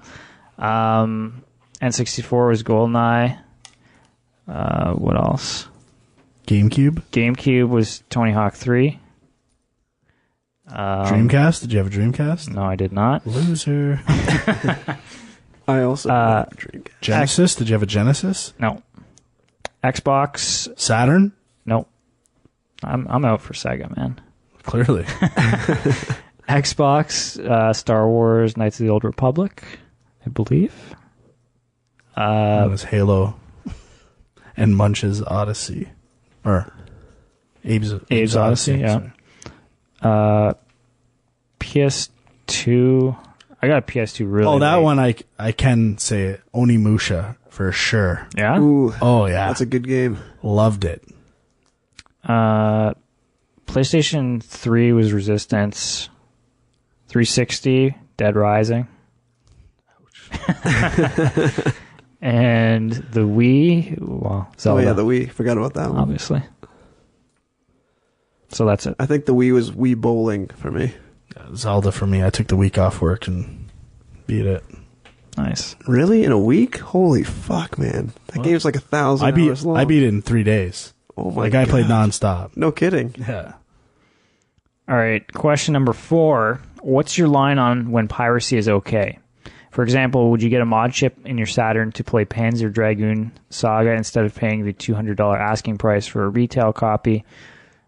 I'm wrestling with the decision to buy a flash cart for my Virtual Boy because I can't see myself shelling out $1,000 for copies of SD Gundam Dimension War and Virtual Lab, and I really want to play them. I'm not totally against it. I would never, if I was to mod a system that you actually had to change the system, I would buy a second version of the system for modding. But some stuff's just too hard to find. Like, if you just want to play the game, I think that's fine. Or like using ROMs, but like the dream is to have it on the shelf one day. I'm kind of on the same boat. I went through a piracy phase when I was completely broken in school. And, sometimes you just want to play some games. And, piracy's bad, but at least it gives you that outlet to play games. And, now I have, I never played Resident Evil 4, but I had a modded version. I played it a little then, and now I came and bought it. So, I mean, it kind of all comes around, and I never would have probably bought it if I hadn't, sampled it back in the day. And, I don't know. I think there are certain situations. I think people kind of grow out of it too. I actually just talked to a friend of mine who probably led me into piracy and was still pirating as far as I talked to him actually right before I came here. And he just told me that he went legit, and I was so surprised because he had been doing it for like 15 years. And he had kind of come around to like wanting to play multiplayer with people. And, it's just, I think you grow out of it once you have money and have some more disposable income. And, I think for me, it's kind of like I'd rather see people play games and enjoy them and then tell their friends and get them to maybe buy them than not play Especially at all. when it comes down to the decision, it's either you don't buy it and never play it, or you pirate it. Yeah. Right? Like, and that's a pretty easy choice. And that, I think a lot of university people are in that. Yeah. Where you're basically in the hole. Do you really want to spend, an extra, $100-$150 a month on a game, 2 games? Probably not. You're probably going to use that for food and booze. Go to your library. That's right. Libraries. I think you can also agree, though, that like for an old, obsolete system, like who cares, really, right? Like, I do care. Well, you But care because if I you don't just want to wanna- taint your collection. If I just but- want to play it, though, nothing wrong with that. I mean, especially like the whole abandonware thing, like that's kind of a legal gray area, but like, But if you ever see Panzer Dragoon Saga for less than $200 complete with case and manual, you pop on it immediately. And if you just tell me what you paid and I'll reimburse you, no problems. I'm kind of with Dwyer. I mean, I know people who have like modded PSPs and they basically only play like old games on them, NES, like Super Nintendo games. And actually, like Frank, like you were saying, you like the portable and then, you know, like you guys, or Dwyer, you played Chrono Trigger on your DS. It's kind of nice to have like those smaller or not smaller, but you know, those older games on a portable system. Yeah, every old game you've ever loved could be on one. In one little thing. Yeah, take it and go. last question, are there games that people simply will not play with you anymore for one reason or another? Perhaps you're too good or too bad. I've been put on the blacklist for Seen It since every game ends with me far ahead of anyone else, and New Super Mario Bros. Wii because I'm a dick. He should play us and Seen It. He'd get destroyed. Good point. But the only game, funny enough, they don't stop playing. They keep coming at me for reasons I don't understand. In Wayne Gretzky 3D Hockey for Nintendo 64. I cannot be beaten. I cannot be beaten. I've never been Challenge beaten. accepted. Never will be beaten. I am too good. Next time you're bringing it. Okay. You're done. We're going to have a live Game Junk game. Or at least the last like couple minutes. I like it. I love it. It's only like the game's so short. 1 minute periods. Oh man, we need a guest commentator. I think the only game that I could say I was maybe potentially blacklisted on was the original Super Mario Kart for Super Nintendo. As I had like a group of friends who played it nonstop that were hardcore about it, and we all could play each other and it was fun. But then there was another group of friends who were kind of casual about it, and it was just like we would pretty much destroy them. So, And I don't really know. I'm sure there are some, but I can't think of them any. I blacklist people for cheapness. Busted. Hope you're listening. Halo. P.S. Have you totally forgotten about the Wii U at this point? Seems like it's vanished from people's mind as quickly as it was announced. No. Still half erect for that one. I think Totally limp. they had to announce something at E3. They did it. Now they're not going to come out with a media blitz until there's more to show. So we'll see. Okay, we got two more emails. One from Josie Wales. What games are you guys looking forward to the most this winter? There's so many coming out over the next 2 months. I had to drop a list and decide which ones I can afford. I'll have to leave a few till after Christmas. Just a quick reminder. Well, I'll skip that part. But also, are any of you interested in Dark Souls? I never did play Demon Souls, but all the talk about it got me interested. Hopefully I don't find it too frustrating. But Dark Souls, haven't played it yet. Not really interested in Dark Souls. Want to be good at it, but can't be. I find it interesting, but I think I would throw that game or break it in half if I played it, so... Yeah, I'm staying far away from that game, I'll tell you that. Anticipated Batman, Uncharted, Rage. yeah, I guess Although we have it. Yeah. I'm the same, those two. Ratchet and Clank, Skyrim? Skyrim. I'm actually pretty excited for. I'm excited to rip it to shreds. What else? That's about it. A lot of the stuff's already out. Jurassic Park? We'll see. I'm pretty excited about that. That Back to the Future game didn't really... Skyward Sword, did you mention that? Oh, no, I didn't. Nor did I mention the 3DS games. Skyward Sword for sure. What about Kirby's Return to Dreamland? Somewhat excited for that. Huck City, you got to be pretty excited about Kirby. I know you love Kirby. Oh, yeah. Actually, the other thing I'm super excited about, which is actually out right now, Aliens Infestation. Oh, this guy. DS. Did you buy it yet? No. Hot Shot? That's all you talk about. Went to EB yesterday and they didn't have it yet. So. Really? Yeah. Nobody mentioned Call of Duty, Modern Warfare 3. couldn't care less. Or Battlefield 3. Or Battlefield. Battlefield, yeah, I'm excited for that. I played the demo or the beta for a me bit. too. I had a hard time telling who was on my team and who was the enemy. I don't know. The colors were so confusing. Like between the colors on the map and the colors in the game, I don't know. I couldn't wrap my head around it. I died a ton of times and then quit. Yeah, it was pretty good. No, I'm not blown away yet or anything, but okay, last question.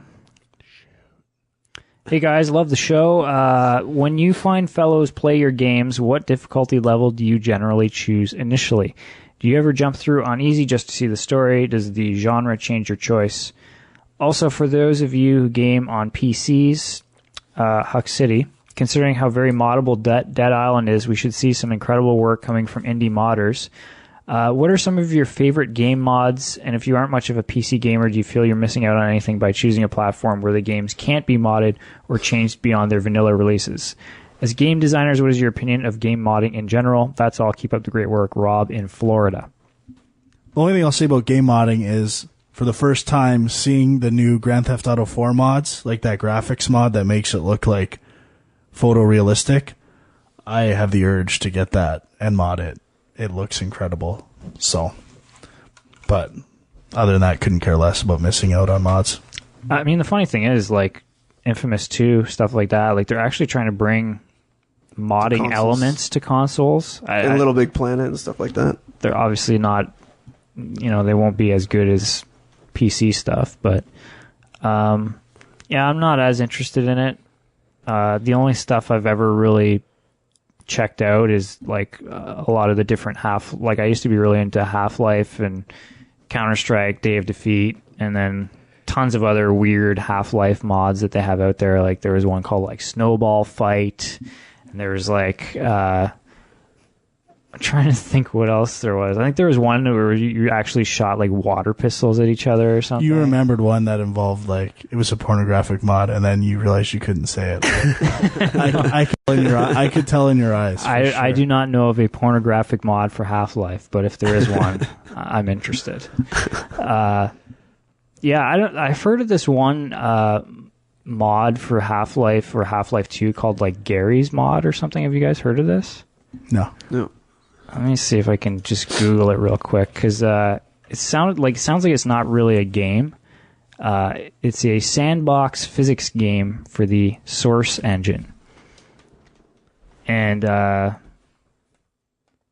it's usually considered to be a full game, but it has no game objective, and players can use the set of tools for any purpose. You can manipulate props. I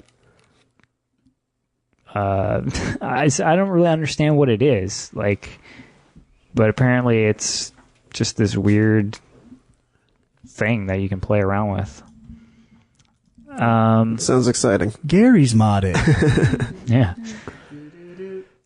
So as for modding, I actually never really got too into any modding of any kind, but I think it's neat that people can basically take the tools the developers give them and, you know, run with it and make actual gameplay and basically change the game to be whatever they envision it to be, which is really neat. Like from a developer standpoint, you gotta really like plan that out before you put it in the game too. You can't just kind of like half-ass throw that stuff in at the end. So, you know, it's a lot of effort on the developers end to get that stuff in, and it's good to see that it doesn't just go to waste. In some cases, that's probably the tools they use too, even to get content into the game. Yeah, I guess one interesting thing too is that, I mean, if you're looking to get into the game industry, sometimes that's a good way to sort of get your start, especially if you're a designer, you're not really a programmer, but you know, you want to learn scripting and things like that. Mods are you know, some of the best ways you can learn. But of course, nowadays there's so many tools to just actually sit down and make your own game from scratch. I don't know if mods are quite as influential as maybe they used to be. I think they probably still are, but in a smaller. I think that the audience is bigger now than it was before. Right. So, as for the difficulty level, I usually start on easy and then just kind of plow my way through the game. I don't really, especially if like we're reviewing something, I don't like to be like challenged to the point of frustration. I want to make sure I get through the game. So, I mean, if I enjoy the game, I'll go back. Like Mass Effect, I went back and played a shit ton on all the harder difficulties. And like Frank was saying, he's doing Mass Effect 2. So, I mean, usually I start off super easy and then kind of work my way up if it's fun and if I want a more of a challenge. It's a ratio of difficulty to are the achievements or trophies stackable. If it's too hard, then yeah, I guess. Or if there's like a new game plus, I usually start on medium, but normally I start on the hardest as long as it's somewhat reasonable. If they stack. Stack them up. Sounds very scientific. Quite. I usually start on normal. I just always assume that that's what the developer intended and that's what I should play as. But if it's too hard, I will very quickly hit the road and start over again with easy, or change it to easy. Or put it on the shelf. Yeah. So that's it for junk mail, and you guys can still reach us via the Filmjunk address, filmjunk@gmail.com, or you can post in the forum at filmjunk.com/forum. And that's... Follow us on Twitter now. Well, I was going to... not going? No, I was just going to say, before we actually wrap it up, I guess we should just mention maybe some of the other releases that are coming out over the next few months. I know Sesame Street Once Upon a Monster is supposedly out right now. Is anybody... Haven't got it yet. Any reviews yet? I haven't seen anything. I haven't even heard anything about it. No. Also, Hulk Hogan's main event for the Kinect is out. Ooh. Getting that one, Frank? No. Professor Layton and the Last Spectre for DS. Probably going to be like the last DS game ever made. Rocksmith, which is... Interested. You know what it is? Yeah. You can like actually play real guitar. Aerosmith? Do I know what it is? Dude, who are you talking to? That's insulting. Ratchet and Clank All for One. Getting it probably. Lord of the Rings War in the North. This is getting into November now. I don't even really know what this is, but it's kind of cool that they're still making Lord of the Rings games. Is it? Cave Story 3D. For sure, getting. Metal Gear Solid HD Collection. Getting. What about Assassin's Creed Revelations? Probably getting. Is that like a whole new game? Yeah. I'll probably be picking that up. Probably not right away. They come out with a new Assassin's Creed game every year now. Yeah. That is insane. Saints Row the Third. Not getting. Need for Speed The Run. WWE 12. Not getting. Mario Kart 7. Getting. And that's... Mario Land 3D. Getting. Yeah. That's about it. So, I think we're saying for the next episode... you left off Batman and Skyrim. Uncharted. Uncharted. We already know those are coming. I was just trying to mention ones we hadn't already said we were looking forward to.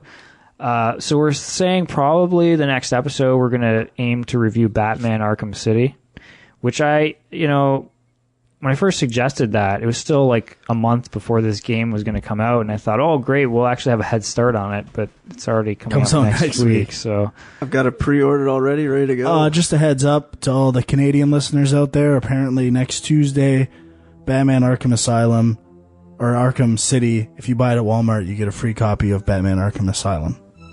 Really? Not a bad little bonus. God damn. Sweet deal. Take that.